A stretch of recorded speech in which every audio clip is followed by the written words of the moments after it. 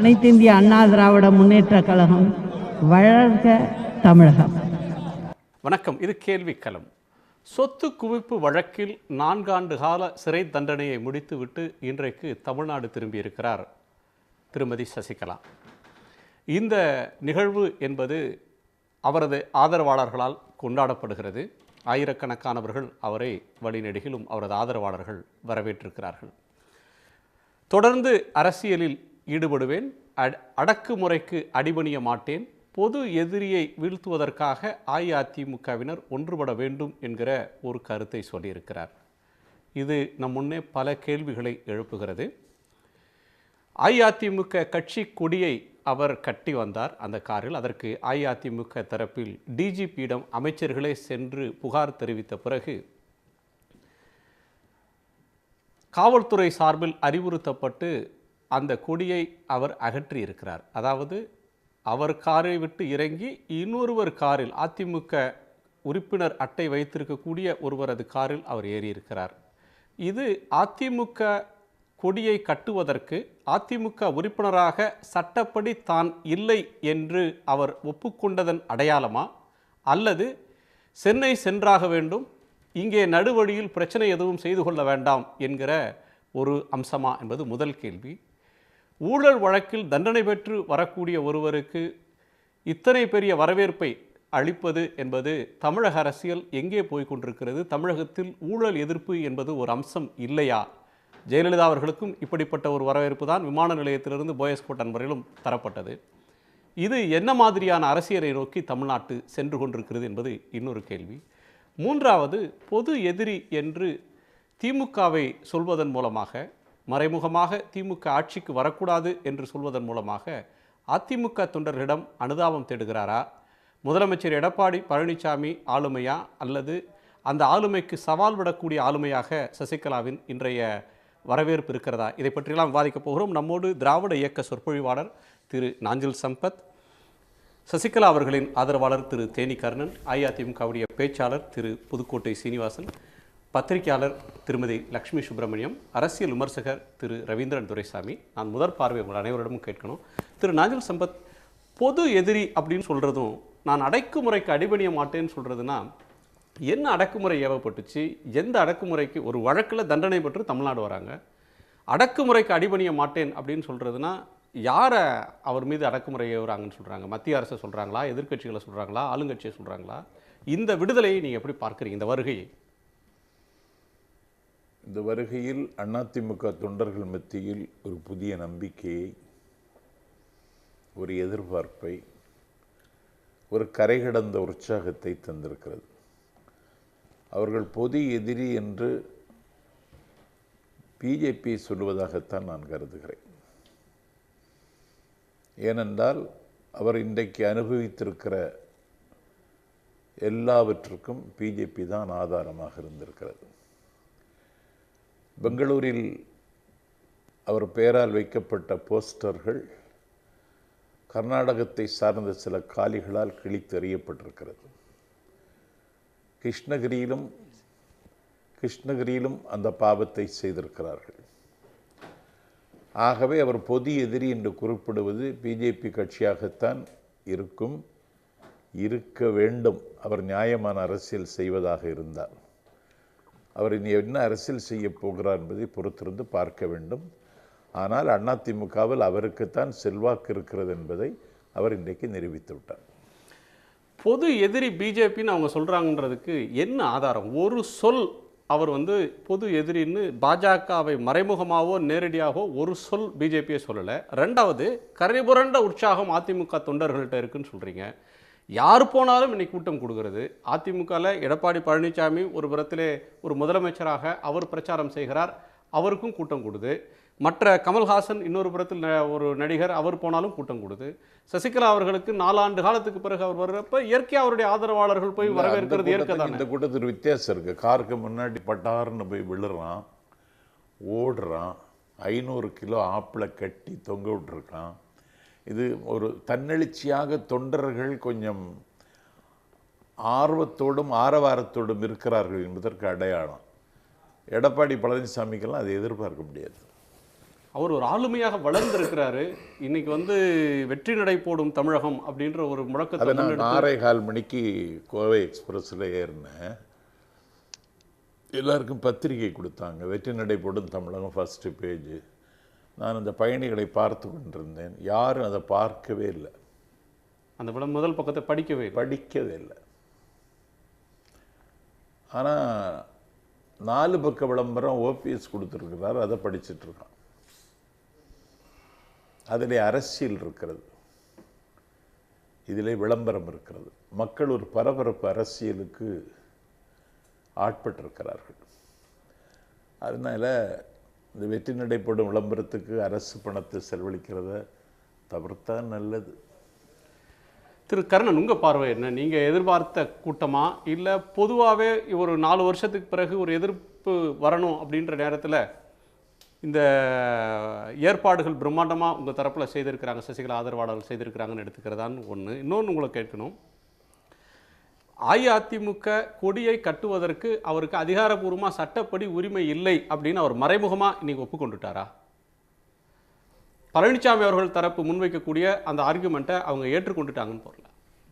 இல்லை, முதலில் எங்களுடைய அனைத்திந்திய அண்ணா திராவிட முன்னேற்ற கழகத்தினுடைய தாய் தியாகத்தலைவி சின்னம்மா அவர்களை சன் டிவி, சன் நியூஸ் வாயிலாக நான் மனப்பூர்வமாக வரவேற்கிறேன். வருக, தமிழகத்தை காக்க வருக, அதிமுகவை காக்க வருக, இந்த அடிமைகளை ஒழிக்க வருக. வருக தாய். சார், நாங்கள் எதிர்பார்க்காத கூட்டம் இந்த கூட்டம். ஆர்கனைசேஷன் நாங்கள் யாருமே பண்ணலை, யாரையும் வரவழைக்கலை, எல்லாம் தன்னைத்தானே போய் இங்கே இல்லை சார், பெங்களூர் போயிட்டாங்க சார். இந்த ரெசார்ட்டில் எந்த ரூமில் தங்கியிருக்காங்கன்னே தெரியாது. ஆனால் அந்த ரெசார்ட் வாசப்படி முன்னாடி எல்லாருமே வந்து அம்மாவுடைய காரை பார்த்து கும்பிட்டு அம்மா பார்த்துருக்கோம் சார். ஆனால் ரெசார்ட் வாசப்படியை பார்த்து தெய்வமாக நினச்சி வணங்கினவங்க பார்த்துருப்பீங்களா? அந்த அளவுக்கு தியாகத்தலைவி சின்னம்மா அவர்களை தெய்வமாக நினைக்கிறார்கள் அதிமுகவினுடைய தொண்டர்கள். ஆகவே இது கூட்டப்பட்ட கூட்டம் அல்ல, சேர்க்கப்பட்ட கூட்டம், தன்னால் வந்த கூட்டம். ஒட்டுமொத்த அதிமுக தொண்டர்களுடைய விடுதலை இன்று. தமக்கு ஒரு தலைவி வந்து விட்டார் சார். அவங்க தேர்தலே போட்டியிட முடியாது. அவங்க வந்து அவங்க இந்த முதலமைச்சர் வேட்பாளராக தன்னை முன்னிறுத்த முடியாது. நான் உங்களுக்கு நல்லாட்சி தர்றேன்னு சொல்லி அவர் ஓட்டு கேட்க முடியாது. அதிமுகவோட உறுப்பினர் இல்லை. போனாங்கல்ல, ஒரு ஆட்சி அமைச்சே கொடுத்துட்டு போனாங்கல்ல, ஒரு ஆட்சி அமைச்சு கொடுத்துட்டு போனாங்க சார். அந்த ஆட்சி நல்லாட்சி கட்டாட்சி அப்பாற்பட்ட விஷயம். எந்த ஒரு அதிகாரம் இல்லாம ஒரு தனி ஒரு மனுஷி. இன்னைக்கு புரட்சி தலைவி அம்மா வந்து ஒரு மத்திய அரசு எதிர்த்தாங்கன்னா முதலமைச்சராக இருந்து எதிர்த்தாங்க. அதே போல மம்தா பானர்ஜி இன்னைக்கு வந்து மோடி எதுக்குறாங்கன்னா அவங்க முதலமைச்சராக இருந்து ஒரு கட்சியில் ஒரு பொறுப்புல இருந்து எதிர்த்தாங்க. எந்த ஒரு பொறுப்பும் இல்லாம ஒரு தனி ஒரு மனுஷி மத்திய அரசாங்கத்தினுடைய அழுத்தத்தை தாங்கிக் கொண்டு, திமுகவினுடைய அழுத்தத்தை தாங்கிக் கொண்டு, சட்டச்சு போராட்டம் தண்டனை வந்துருச்சு, அத்தனையும் தாங்கி இந்த எடப்பாடி அவர்களை முதலமைச்சர் அமர வைத்துத்தான் சரி சென்றார்கள். இந்த சிறையிலிருந்து இப்போ 4 வருஷம் கழிச்சு வெளியே வந்திருக்கிறாங்க. எடப்பாடி வரவேற்பார் நாங்கள் எதிர்பார்க்கல, இந்த அமைச்சர்கள் வரவேற்பார்னு எதிர்பார்க்கல. நாங்கள் நினைச்சோம் தொண்டர்கள் வருவாங்கன்னு, நாங்கள் நினைச்ச காட்டிலும் அதிகமாக அப்படியான தொண்டர்கள். ஒரு அமைச்சர் வரல, ஸ்லீப்பர் செல்ஸ் இருக்குன்னு சொல்றீங்க. ஒரு அமைச்சர் வரல, ஒரு எம்எல்ஏ வரல, ஒரு மாவட்ட செயலாளர் வரல, ஒரு எம்பி வரல. முக்கியமாக அதிமுகவினுடைய தலகர்த்தர்கள்னு சொல்ற முகமறிந்த நாடறிந்த முகங்கள் அப்படின்னு எதுவும் இல்லை சார். கட்சிக்கு என்ன சார் பலம்? தொண்டர்கள் தான் பலம். தொண்டர்கள் இருந்தா மட்டும்தான் மாவட்ட செயலர் உருவாக முடியும். அவங்க எல்லாம் எடப்பாடி பழனிசாமி ஒன்றிய செயலர் உருவாக முடியும். தொண்டர்கள் இருந்தா தான் தலைமை உருவாக முடியும். அந்த தொண்டர்கள் தியாகத்தலைவி சின்னம்மா பின்னாடி இருக்காங்க சார். இவர்கள் நாளைக்கு பதவியுடன் நாய் சிந்தாது இவர்களை கடுமையான சொற்களை இல்ல சார். நாளைக்கு இந்த பதவி போயிட்டா இவர்களை யாருமே ஒரு இப்ப கூவிட்டு இருக்காங்க. இவர்களை சுற்றி அல்லக்கைகள், இந்த அல்லக்கைகள் பின்னாடி நிக்க மாட்டாங்க. இந்த பதவி காலம் இருக்கு வரைக்கும் 1 மாசமோ 2 மாசமோ. ஆனா தொண்டருடைய ஆதரவு கடைசி காலத்துல கூட உங்க பக்கம் ஒரு மந்திரி, ஒரு எம்எல்ஏ, ஒரு எம்பி வரல. இன்னும் 2 மாசம் தான் ஆட்சி இருக்கு. அப்ப கூட சசிகலா அவர்களை நாடி வரலன்னா அதிகாரத்தின் பிடி வந்து எடப்பாடி இபிஎஸ் ஓபிஎஸ்ன்ற அந்த இரட்டை தலைமைக்கு பின்னாடி தான் இருக்கு. நீங்க வந்து தொண்டர்களை திரட்டலாம், ஆனா நிர்வாகிகளை உங்களால திரட்ட முடியல அப்படின்றது பொருளா சார்? நிர்வாகியை எப்பயும் மாறலாம் சார், எப்பயும் மாத்தி பேசலாம். தொண்டர் ஒற்ற கருத்துக்காரன்.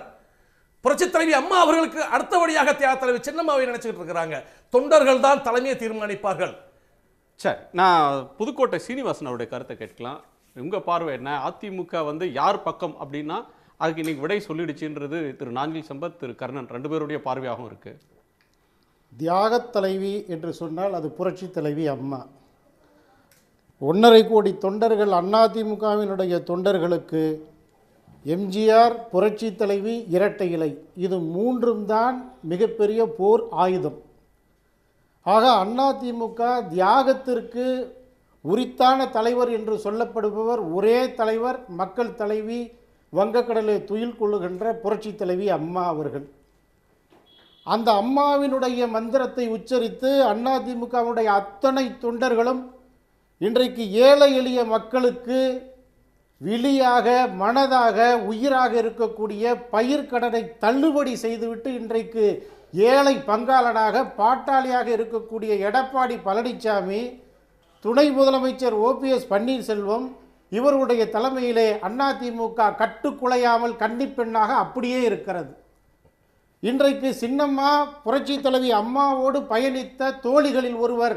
அந்த போற்றுதல் மரியாதை அதிமுக தொண்டன் அத்தனை பேருக்கும் உண்டு. ஆனால் அந்த ஒரு விதத்தை வைத்துக்கொண்டு, அந்த நட்பை ஆதாரமாக வைத்துக்கொண்டு அதிமுகவுக்கு உரிமை கோருவதை அதிமுக தொண்டன் ஒரு காலம் ஏற்றுக்கொள்ள மாட்டார். இன்னைக்கு போனவங்களாம் யாரு? அதிமுக தொண்டர்கள், அமமுகவினுடைய தொண்டர்கள், அமமுகவினுடைய தொண்டர்கள். பார்த்துட்டு வந்திருக்கேன் சார். ஒரு நிமிஷம், அவரோட ஒரு பாயிண்ட் சார், நீங்க குறுக்க பேசக்கூடாது சொல்லிருக்கீங்க. குறுக்க பேசக்கூடாதுன்னு சொல்லிருக்கீங்க. அவரோட கருத்தை சொல்லிருக்கேன் சார். அவருடைய கருத்தை கேட்கலாம். அவருடைய கருத்து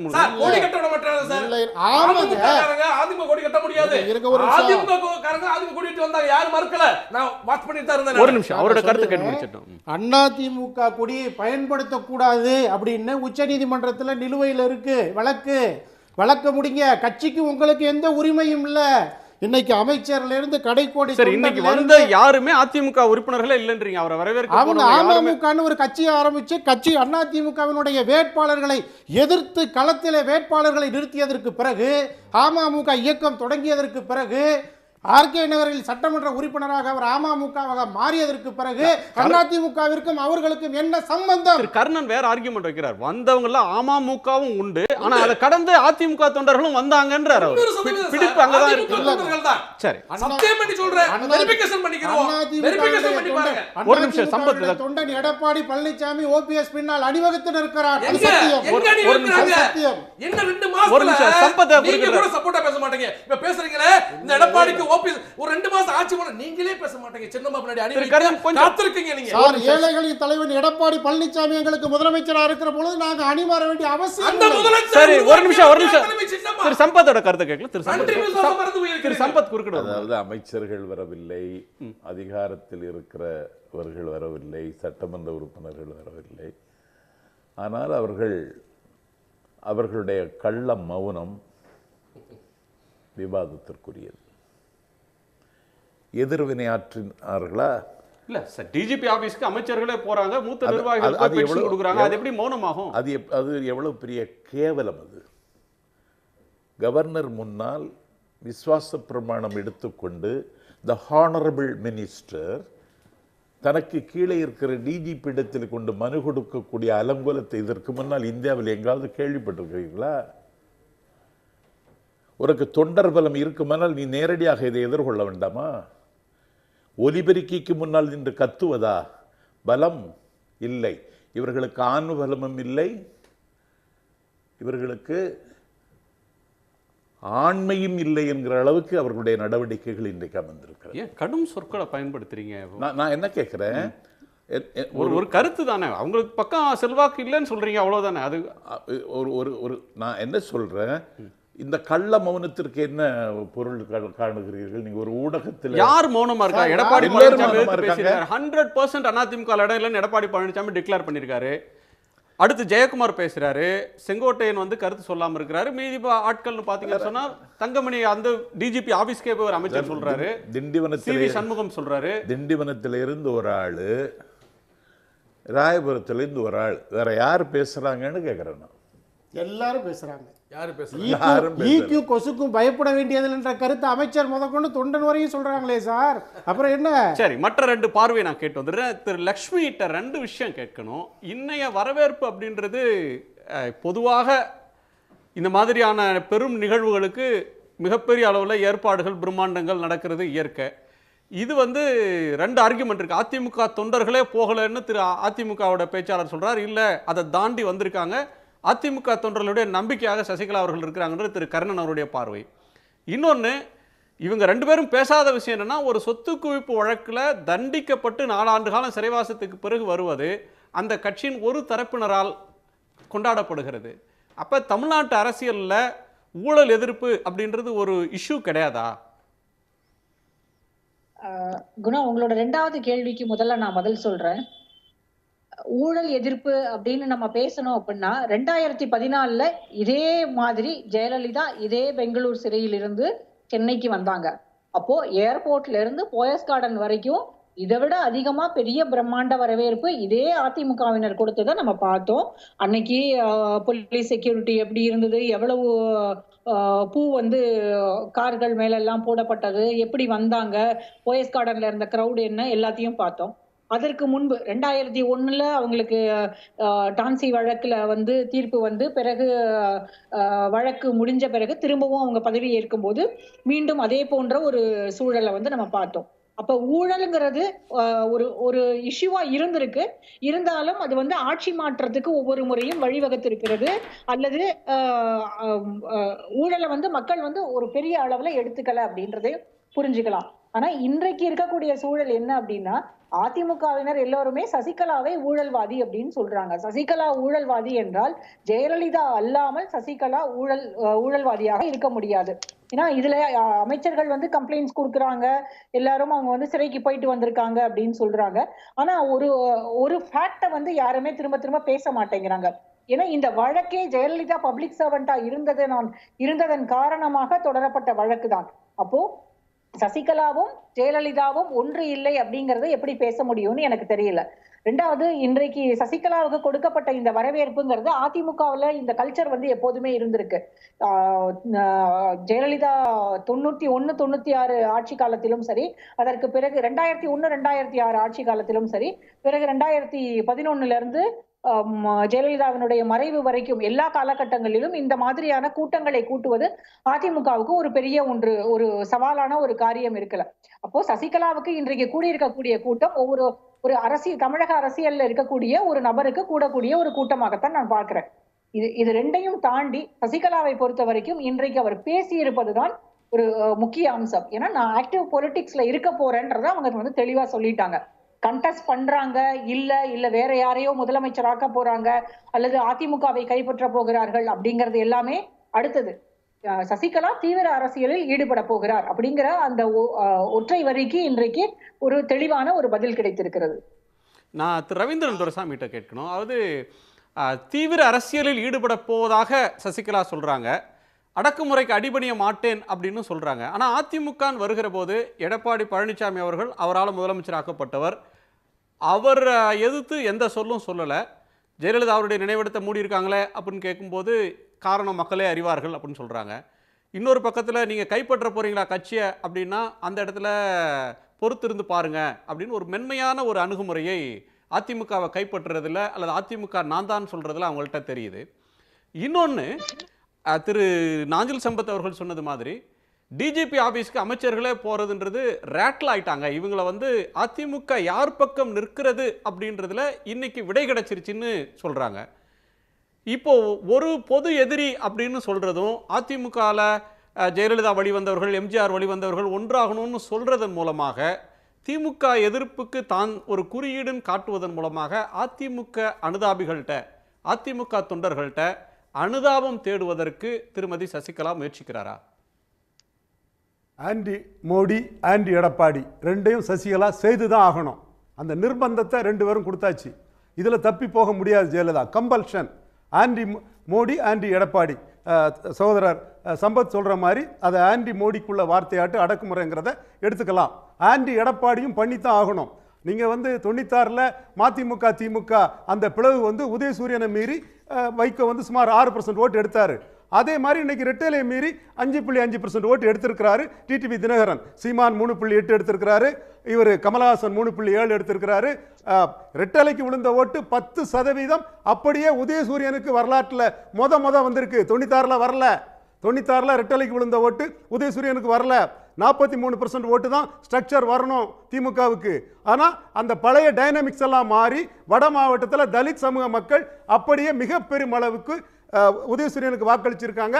அதே மாதிரி மோடி கூட்டணியை எதிர்த்து கிறிஸ்தவ முஸ்லீம் மக்களும் உதயசூரியனுக்கு வாக்களிச்சிருக்காங்க. கருணாநிதி காலத்தில் கருணாநிதி செய்ய முடியாத சாதனையை 10% ரெட்டலை ஓட்டை ஸ்டாலின் எடுத்திருக்காருங்கிறது இங்கே மறுக்க முடியாத ஒரு உண்மை. இந்த சூழ்நிலையில் இது 96 மதிமுக பொசிஷனில் தான் அமமுக இருக்குது. ஆனால் சசிகலா நான் அண்டர் எஸ்டிமேட் பண்ணலை. அவங்க ஒரு பர்சனாலிட்டி, ஒரு பெரிய ஃபிகர். இன்னைக்கு இந்த அளவுக்கு அவங்களுக்கு வரவேற்பு இருக்குது.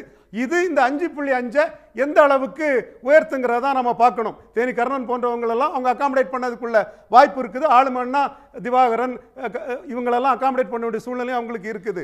எல்லாத்தையும் லக்ஷ்மி சொல்லக்கூடிய ஒரு பாயிண்ட் வந்து இந்த மாதிரி ஒரு கிரவுட் புல்லிங், கிரவுட் ஆர்கனைஸ் பண்றது அப்படின்றது இயற்கையாகவே தமிழ்நாட்டில் எந்த ஒரு கட்சியும் செய்யக்கூடிய ஒன்று. அதிமுக இத்தனை வருஷம் இருந்தவங்களால இதை செய்ய முடியும் அப்படின்றாங்க. இப்போ ரெண்டு விஷயத்துல உங்களோட கருத்தை கேட்கணும். ஒன்று, திரு நாஞ்சில் சம்பத்தோட ஃபர்ஸ்ட் பாயிண்ட், அவர் என்ன சொல்றாரு, அதிமுக தொண்டர்களுடைய நம்பிக்கை அப்படின்னா அது வந்து இப்போ இருக்கக்கூடிய இரட்டை தலைமையில் அவங்க லாயல்ட்டி வந்து சசிகலா அவர்கள் பக்கம்தான் அதிகம்ன்றது திரு நாஞ்சில் சம்பத்துடைய பார்வை. சீனிவாசன், திரு புதுக்கோட்டை சீனிவாசன் சொல்றது இல்லை, எடப்பாடி பழனிசாமி வந்து இப்போ ஏழை பங்காளன் ஆயிட்டாரு, அந்த தலைமையின் கீழே அதிமுக தொண்டர்கள் வந்துட்டாங்க, இப்போ சசிகலா அவர்களுக்கு கூடின கூட்டத்துக்கும் அதற்கும் தொடர்பு இல்லைன்றாரு. இப்போ அதிமுக தொண்டர்கள் அவங்களுடைய நம்பிக்கை அப்படின்றது எந்த பக்கம் இருக்கு? இந்த கிரௌடை நீங்க எப்படி எஸ்டிமேட் பண்றீங்க? சசிகலா அன்டெஸ்டட் லீடர், அதுல யாரும் மறுக்க முடியாது. அன்டெஸ்டட் லீடர் தான். தினகரன் கூட நம்ம மக்கள் அங்கீகாரத்தை பெற்றவர், பெரியகுளத்தில் வெற்றி பெற்றவர். அதிமுக மோசமாக தோக்கும் போது கூட கொஞ்சம் ஓட்டில் தான் பெரியகுளத்தில் தோத்தவர். 2004 ஜெயலலிதா எதிர்ப்பு அலையில் கூட அவருக்கு குட்டியில் இருந்து கூட ஜெயலலிதா எதிர்ப்பு அலையில் தான் 2004 தினகரன் தோத்தார். பட் சசிகலா பொறுத்தவரை அன்டெஸ்டடுங்கிறது தான் உண்மை.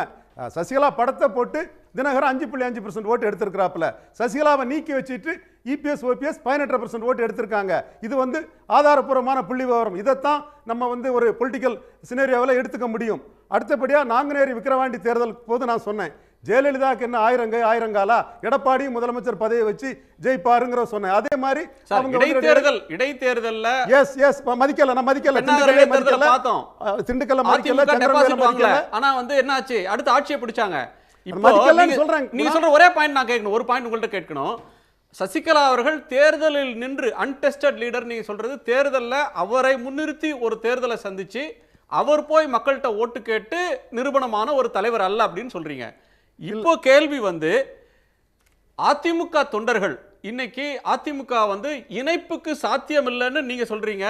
ஆன்டி மோடி ஆன்டி எடப்பாடி அப்படின்ற ரெண்டு விஷயத்தை தான் அவர் செய்தாகணும், வேற ஆப்ஷன்ஸ் அவருக்கு முன்னாடி இல்லைன்றீங்க. தெரியுது, சொத்தெல்லாம் கன்ஸ்பிகேட் பண்ணிட்டாங்க, எப்படி ட்ரீட் பண்றாங்க, இதெல்லாம் நம்ம கண்ணுக்கு முன்ன தெரியுது. இதுக்கு மேல என்ன அங்க இருக்க முடியும்? ஏற்கனவே 96ல் அது டெமோக்ரேட் ஆயிட்டு. 96ல் மதிமுக திமுக மாதிரி உதயசூரன் எடுத்து 6% எடுத்த மாதிரி ரெட்டலை எடுத்து தினகரன் அவர் மீது பற்றுதல் உள்ள ஓட்டு 5.5% ஓட்டு எடுத்திருக்கிறாரு. ஆர்கேனர்ல வெற்றி பெற்றவர் இடைத்தேர்தலில் நிற்க முடியல. இப்போ சசிகலா வந்திருக்கிறாங்க. சசிகலா ஒரு ஸ்டார் கேம்பைனர், சசிகலா ஒரு பிளஸ். அது வந்து 5.5ங்கிறத 10 எல்லாம் கொண்டு போயிட்டாப்புலன்னா சசிகலா பிளஸ், அது குறைஞ்சு போச்சுன்னா சசிகலா மைனஸ்.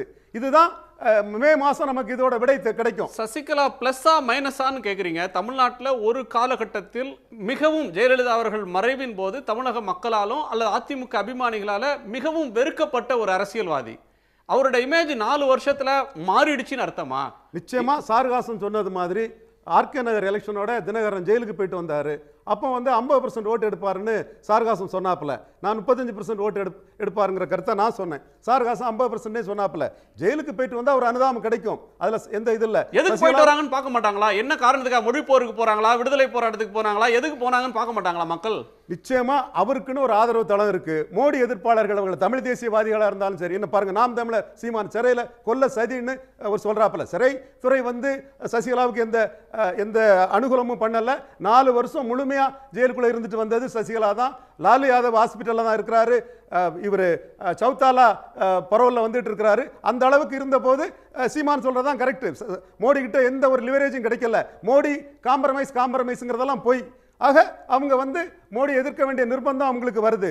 மோடிக்கு உறுதுணையாக இருக்கிறது வந்து எடப்பாடி. ஸோ எடப்பாடி எதிர்க்க வேண்டிய நிர்பந்தம் வருது. ஜெயிலுக்கு போயிட்டு வந்தது, இதெல்லாம் வச்சு அவங்க தினகரனை சீஃப் மினிஸ்டர் கேண்டிடேட்டாக சொல்லி 5+5 இருந்து எவ்வளோ உயர்த்துறாங்கிறத நான் பார்க்கணும். அதுக்கு மேல நான் வந்து ஃபோர்கான் கன்க்ளூஷனுக்கு போக விரும்பல. திரு நாஜில் சம்பத்திட்ட கேட்கணும், களம் அமையட்டு என்ன ஸ்டாண்ட் எடுக்காங்கிறத பார்ப்போம். அன்டெஸ்டட் லீடர் அவங்களுடைய பாப்புலாரிட்டி என்ன, மக்கள் அவங்கள வெறுக்கிறாங்களா, மக்கள் அவங்க மேல அன்பை வச்சிருக்கிறாங்களா அப்படின்றது ஒரு தேர்தலில் ஒரு தலைமை போய் நிரூபிக்கும் போது தான் நிரூபணமாகும். அப்படி பார்க்கும்போது சசிகலா அவர்களை முன்னிறுத்தி அவர் ஸ்டார் கேம்பெயினராக இருந்து ஒரு தேர்தலை இதுவரையிலும் சந்திக்கல. அவங்க பின் பேக் சீட்டில் தான் இருந்திருக்காங்க. இந்த தேர்தலில் அவர் ஆன்டி மோடி மட்டுமல்ல, ஆன்டி எடப்பாடி அப்படின்னு இன்னைக்கு இருக்கக்கூடிய இபிஎஸ் ஓபிஎஸ் தலைமையை எதிர்த்து தான் அரசியல் செய்தாக வேண்டும். அவருக்கு வந்து இணையணும்னு அவர் சொல்றாரு, ஒருங்கிணைஞ்சு பொது எதிரியை வீழ்த்தணும்னு சொல்றாரு. ஆனாலும் அது சாத்தியம் இல்லை என்று திரு ரவீந்திரன் துரைசாமி அவருடைய பார்வையாக இருக்கு. நீங்க எப்படி மதிப்பிடுறீங்க அதை? அதாவது மோடியும் எதிர்த்தாக வேண்டும், எடப்பாடியும் எதிர்த்தாக வேண்டும். இறையன் பையேஸ் துரோகத்தின் சுவடுகள்னு ஒரு புத்தகம் எழுதியிருக்கார். வரலாற்றின் பக்கத்தில் எத்தனையோ துரோகிகளை நாம் பார்த்திருக்கிறோம். ஆனால் எடப்பாடி செய்த துரோகத்தை போல யாரும் செய்ததில்லை. ஆனால் அதிமுகவினுடைய பேட்டர்ன், அதாவது திராவிட இயக்கத்துக்கு பேட்டர்ன் வந்து ஒருங்கிணைப்பாளர்னா உணர்ச்சியே வராது. பொதுச் செயலாளர் என்று சொன்னால்தான் அந்த சொல்லுக்கு தான் மரியாதை. அவர்கள் இன்னும் அதில் இருப்பதாக சொல்லுகிறார். அது சட்ட சம்பந்தமாக அது எனக்கு அதை பற்றி தெரியலை. ஆனால் ஒரு கட்சியினுடைய சுகதுக்கத்தை தீர்மானிப்பது தொண்டர்கள் தான். அந்த தொண்டர்கள் சசிகலாவின் பின்னால் திரண்டிருக்கிறார்கள் என்பது இப்பொழுது வெட்ட வெளிச்சமாகிவிட்டது. இதை அவர் எப்படி அரசியல் செய்கிறார் என்று பார்த்து தான் நாம் இன்னும் முடிவெடுக்க முடியும். அது பொது எதிரி ஆட்சி கட்டில் அமரக்கூடாதுன்னு சொல்றதுக்கு, அதை தடுக்கிறதுக்கு ஒற்றுமையோடு நாம் செயல்படணும்னு சொல்றத எடப்பாடி ஓபிஎஸ் அப்படின்ற இந்த இரட்டை தலைமைக்கு அவர் நீட்டுகிற ஒரு ஆலிவ் பிரான்ச், ஒரு சமாதான கொடியை பறக்க விடுறாரு, நம்ம இணைஞ்சு செயல்படலாம் ஏற்கனவே, அல்லது இந்த மாதிரி சொன்னா இன்னமும் சிம்பத்தி வரும். ஓபிஎஸ்னுடைய கள்ள மௌனம் ஒன்றை உணர்த்தவில்லை அவங்களுக்கு. இவ்வளவு பேசுகிறவர் அவர் இதுவரைக்கும் ஒரு வார்த்தை அவர் பேசவில்லை. அவருடைய மகன் ஜெயபிரதீப் அவருக்கு வாழ்த்து தெரிவித்து ஒரு அறிக்கை விடுகிறார். அதனால் ஓபிஎஸ் 4 பக்க விளம்பரம் கொடுக்கிறார். என்ன கொடுக்கிறாரு? 3 முறை முதலமைச்சர் பொறுப்பை ஏற்று சமகாலத்தில் இப்பொழுது அவர்தான் இதிகாச பரதன். அதை ஜெயலலிதாவிடத்திலே கொடுத்தவர். எதுக்காக பரதன்ற ஒன்றை பெருசு பண்றாரு? என்ன அதில் கன்வே பண்ண விரும்புறாரு? நீங்க இலக்கிய சொற்பொழிவாளர். இல்லை, அது ஜெயலலிதா சொன்னது. பரதன் அந்த மகுடத்தை ஏற்கவில்லை. ராமன் வருகிறது வரைக்கும் பரதனு சிரமப்பட்டான், சிலுவை சுமந்தான், ஒரு அஞ்ஞாதவாசம் போல் அவன் அனுபவித்தான். அது ஒரு அற்புதமான கேரக்டர். அது மாதிரி அவர் தன்னை நினச்சிக்கிறாரு. அது ஜெயலலிதா சொன்னது. அவர் என்ன சொல்கிறாருன்னா, முதலமைச்சர் பதவியை தந்தவர்கள்ட்ட நான் திருப்பி கொடுத்துட்டேன், ஆனால் நீ முதலமைச்சர் ஆக்கணுவனுக்கே நீ துரோகம் செய்கிறேன்னு எடப்பாடியின் கன்னத்தில் அறையாமல் அறைகிறார் அந்த 4 பக்க அறிக்கையில். ஸோ அந்த பரதன்ற குறியீடு வந்து அதிகாரத்தை சேதாரம் இல்லாமல் திருப்பி கொடுத்துட்டதோட குறியீடு. அதைத்தான் அவர் வந்து குறிப்பால் உணர்த்துறாரு. ஆனால் எடப்பாடி அப்படி இல்லை.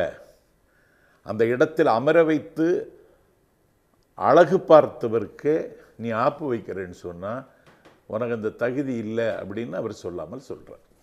நீங்கள் எப்படி தான் பார்க்குறீங்களா சார்? துரோகம், கள்ளத்தனம், இந்த பட்டமெல்லாம் யாருக்கு பொருந்தோன்றது நாட்டு மக்களுக்கு தெரியும். கள்ள மௌனம் சொன்னார். அதாவது சட்டமன்ற உறுப்பினர்கள் மக்களால் தேர்ந்தெடுக்கப்பட்டு அன்றைக்கு இருந்த சூழலில் அம்மாவோடு பயணித்தவர் சின்னம்மா என்கின்ற அந்த மரியாதை, அந்த இயக்கத்தினுடைய கோட்பாடுக்கு கட்டுப்பட்டு அன்றைக்கு தேர்ந்தெடுக்கப்பட்டு முதலமைச்சரானார். 4 ஆண்டுகள் இந்த அம்மா சிறைக்கு போனதுக்கு பிறகு இந்த நாட்டில் நடந்த அத்தனை பிரச்சனைகளையும், ஒரு பக்கம் திமுகலேருந்து அது அவங்களுக்கு பதில் சொல்லணும், கொரோனா, டெங்கு, சமூக பேரழிவு, இயற்கை பேரிடர், இத்தனையும் இந்த 4 ஆண்டுகளில் மக்களோடு மக்களாக பயணித்து மக்களுக்கு நல்லது செஞ்சு மக்களின் முதல்வராக இன்றைக்கு ஒருவர் இருக்கிறார். அது அதிமுகவுக்கு பெருமை. எனக்கு ஒன்று புரியலை. அதாவது ஐஏஎஸ் அகாடமி, ஐபிஎஸ் அகாடமி எல்லாம் இருக்குது. அங்கே மாணவர்கள் படிக்கிறாங்க. மாணவர்கள் படித்து ஐஏஎஸ் ஐபிஎஸ் ஆகுறாங்க. அவங்க தயார் பண்ண ஆசிரியர்கள் ஆக முடியாது, அந்த மாணவர்கள் தான் ஆவாங்க. சட்டமன்ற உறுப்பினராக இருக்கிற ஒருவர் தான் சட்டமன்றத்துக்கு தலைமை தாங்கணும், முதலமைச்சராக இருக்கணும். அன்னைக்கு சட்டமன்ற உறுப்பினர்களை சேர்த்து எடப்பாடி பழனிசாமி அவர்களுக்கு முதலமைச்சர் கிடையாது. இல்லைங்க, அண்ணா சட்டமன்ற உறுப்பினரா 1967 அண்ணா சட்டமன்ற உறுப்பினரா என்ன சொல்றீங்க நீங்க? அன்னைக்கு இல்ல நீ ஜெயலலிதா அவருடைய வரலாறு எடுத்துட்டோம்னால 2001 அவர் போட்டியிடவே இல்லை. 4 இடத்துல போட்டியிட்டாரு, 4 இடத்துல வேட்புமனு ரிஜெக்ட் பண்ணிட்டாங்க. ஆனா நான் தான் முதலமைச்சர்னு சொல்லி இது பண்ணாங்க. பாத்திமா பிபி அவர் எம்எல்ஏ இல்ல, அவர் முதலமைச்சராக பொறுப்பேற்ற போது எம்எல்ஏ அல்ல. அதற்கு பிறகுதான் அவர் போய் தேர்தலில் நிற்கிறார். இல்ல நான் சட்டமன்ற உறுப்பினரா தேர்ந்தெடுத்து முதலமைச்சரா சட்டமன்ற உறுப்பினராக இருக்க வேண்டிய அவசியம் இல்லை. எடப்பாடி முதலமைச்சர் ஆனதற்கு பிறகு கழகத்திற்கு என்ன பிரச்சனை, கழகம் சிறப்பா போயிட்டு இருக்கு, இவங்க 4 ஆண்டு சிறைக்கு போயிட்டாங்க, அவ்வளவுதானே மேட்ரு. கட்சி நல்லா போயிட்டு இருக்கு, தொண்டர்கள் எந்த பிரச்சனையுமே இல்லை, பிரச்சனை இல்லாமல் போயிட்டு இருக்கு. இதில் என்ன பிரச்சனை வந்தது? சின்னம்மா சிறையிலேருந்து வந்திருக்கிறாங்க வெளியில், இன்னும் சின்னம்மா வாய் திறந்து அரசியலில் அதிமுகவிற்கு உரிமை கொண்டாடவோ அல்லது வேறு எந்த தகவலுமோ இதுவரை தெரிவிக்கவில்லை. சார் ரட்டேல உங்கள் பக்கம் இருக்குது. ஜெயலலிதா நினைவிடத்தை மூடிட்டாங்க, அரசு மூடிடுச்சு. ஏன் மூடிட்டாங்க அப்படின்னு மக்களுக்கே தெரியும் அப்படின்னு சொன்னால் அது யாரை சொல்கிறாங்க? நான் வர்றேன், அந்த இடத்துக்கு வர்றேன்னு தெரிஞ்சு மூடிட்டாங்கன்னு தான் அவங்க சொல்லாமல் சொல்கிறாங்க. அமமுக தான் சொல்கிறாங்க.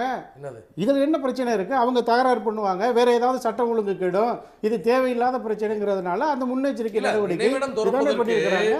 கொங்கு மண்டலத்திலிருந்து பொதுமக்களை கொண்டு வந்தாங்க பாருங்க, லட்சக்கணக்கான பொதுமக்களை. வாங்க சென்னை மெரினா பீச்சை பார்க்கலாம், பில்டிங்கை பார்க்கலாம், ரிப்பன் பில்டிங்கை பார்க்கலாம்னு ஏச்சு கூட்டு வந்தாங்க பாருங்க பொதுமக்களை. அன்னைக்கு அந்த இடத்துக்கு இடையூறுகள் வரலையா? இந்த காவல்துறைக்கு அன்னைக்கு சட்டம் ஒழுங்கு பாதிக்கலையா? 4 வீதி அடைச்சாங்க பாருங்க பொதுமக்கள். தொண்டர்கள் கூட்டம் அல்லது அன்று அந்த 27ஆம் தேதி பெங்களூர்ல தான் தொண்டர்கள் கூட்டம் இருந்துச்சு. உண்மையான அதிமுக தொண்டன் சார் துரோகம்ன்ற ஒண்ணு இல்ல, நல்ல சிறப்பா செயல்பட்டு இருக்காரு. அதிமுகவுக்கு அந்த நெருக்கடிகளை எல்லாம் எடப்பாடி சிறப்பாக எதிர்கொண்டார் அப்படின்றது சீனிவாசன் முன்வைக்கிற ஆர்குமெண்ட். நான் உனக்கு என்ன கேட்கிறேன்னா, முதலமைச்சர் எடப்பாடி அவர்கள் ஆட்சியை நகர்த்தி விட்டார். இந்த ஆட்சியில் முதலமைச்சரான எப்படி நம்ம ஆனோம் கிடையாது, ஆட்சியை நகர்த்தி விட்டார். ராஜதந்திரம் அல்ல. அதுதான் நான் என்ன கேட்கிறேன், தியாகத்தலைவி சின்னம்மா அவர்கள் இவர்களை பரிந்துரை செய்துவிட்டு 4 ஆண்டு சிறை கழித்து வந்திருக்கிறார்கள். மனப்பூர்வமாக இவர்கள் மனச்சாட்சி உள்ள மனிதர்களாக இருந்தால் தியாகத்தலைவி சின்னம்மா அவர்களை இன்று அல்லது நாளையாவது வரவேற்று அவருடைய தலைமை ஏற்றால் இவர்களுக்கு அரசியல் வாழ்வை உண்டு. இல்லை என்றால் ஒரு மாதத்தில் அரசியல் வாழ்க்கை அப்பாற்பட்டு போய் விடுவார்கள். அதிமுக அந்த கட்டத்தை தாண்டி போயிடுச்சுங்க. எங்க போயிடுச்சு? இன்னைக்கு வரவேற்ற 90% அதிமுக தொண்டை உங்களுக்கு தெரியுமா? பொதுக்குழு போட்டு என்ன பொதுக்குழு தீர்மானம் ஒருங்கிணைப்பாளர் துணை ஒருங்கிணைப்பாளர் போட்டு 1.5 கோடி அதிமுக தொண்டங்க. நானு அமைச்சர்கள் போய் டிஜிபி புகார் கொடுக்கறாங்கன்னா அமைச்சர்கள் அடுத்து முதல்ல கட்சி தொண்டன், எந்த அமைச்சரா இருந்தாலும் கட்சி தொண்டன், கட்சியை காப்பாற்றணும், கட்சிக்கு குழப்பம் வரக்கூடாது அப்படிங்கிற அடிப்படையில் போய் டிஜிபி கிட்ட புகார் கொடுக்கறது ஒண்ணு இமாலய தவறு இல்ல. கட்சியை காப்பாற்றுறதுக்கு அவங்க தொண்டன் தான் முதல்ல, அமைச்சர்கள் அப்புறம். பசிபிக் பிசகுது, அட்லாண்டிக் பெரும்பிளை,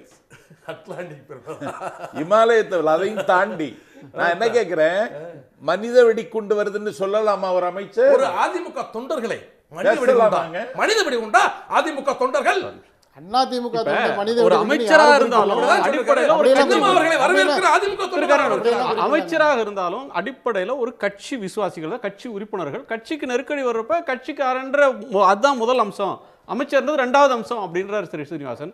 இன்னொன்று சொல்றாரு, நீங்க சொல்ற இந்த வாதம், திரு கர்ணன் சொல்ற அந்த வாதம், கர்ணன் என்னன்னு சொல்றாருன்னா, நீங்க இபிஎஸும் ஓபிஎஸும் நாளைக்கே சசிகலா அவர்களுடைய தலைமையை ஏற்றுக்கொண்டு வரவேற்க வேண்டும், அப்பதான் உங்களுக்கு எதிர்காலம்ன்றாரு. அவர் சொல்றாரு, இல்ல அந்த கட்டத்தெல்லாம் கடந்துடுச்சு, நட்பு வேறு, ஜெயலலிதா அவருடைய தோழி அப்படின்ற நட்பும் அது சார்ந்து தர்ற மரியாதை வேற. ரவீந்திரன் துரைசாமி சொன்னாங்க சார், ஒரே ஒரு செய்தி அதை மட்டும் சொல்லிடுறேன். ரவீந்திரன் துரைசாமி சொன்னாங்க, என்ன சொன்னாங்க, இந்த வழக்கே திட்டமிட்ட திமுகவினுடைய வழக்கு, அந்த வழக்கு அம்மா கொடுஞ்சிறையில் அனுபவிச்சு என்ன பேச விடுங்க. அதாவது கொடுஞ்சிறை அனுபவிச்சுட்டு வர்றாங்க, அம்மா வர்றாங்க, அம்மா போயிட்டு இறந்துட்டாங்க, மக்கள் மனசில் வாழ்கிறாங்க. இதுக்கு பிறகு சின்னம்மா வழக்கு போட்டு இங்கே வர்றாங்க. உங்களுக்கும் திமுகவிற்கும் என்ன சார் வித்தியாசம்? இன்னைக்கு அண்ணா திமுகன்ற ஒரு மிகப்பெரிய இயக்கத்தை நீங்கள் திமுகவோடு கூட்டணி அமைத்துக் கொண்டு சாய்க்க பார்ப்பது எந்த வகையில் நியாயம் தான் அண்ணா திமுக தொண்டை கேட்கிறான். அதுக்கு பதில் சொல்லுங்க சார். எல்லா அண்ணா திமுக தொண்டனை கேட்கிறான் சார். இவர்களை பிடிக்கல, இந்த தலைமையை பிடிக்கல சார். இன்னைக்கு அதிமுக இருக்கிற ஒரு 3 பேரு அதுல எடப்பாடி எடுத்துக்கலாம். இந்த அதிமுகவை சின்னாபின்னமாக்கி திமுகவை ஆட்சிக்கு வர வழிவகுக்கிறார்கள். அம்மாவுடைய பெருமையை ஆட்சிக்கு வர வழிவகுக்கிறார்கள். அம்மாவோட பெருமையை தமிழ்நாட்டில் இன்னைக்கு மருத்துவக் கல்லூரியிலிருந்து பல்வேறு திட்டங்களை இலவச ஏழை எளிய மக்களுக்கு மருந்து மாத்திரையிலிருந்து சுகாதாரம், விவசாயம், மின்சாரம் அவ்வளவையும் கொடுத்து இன்னைக்கு மக்களின் முதல்வராக இருக்கிற எடப்பாடி பழனிசாமி, OPS பன்னீர்செல்வம் அவர்களும் கட்சியை ராணுவ கட்டுப்பாடோட கொண்டு போறாங்க. கொண்டு போறாங்க.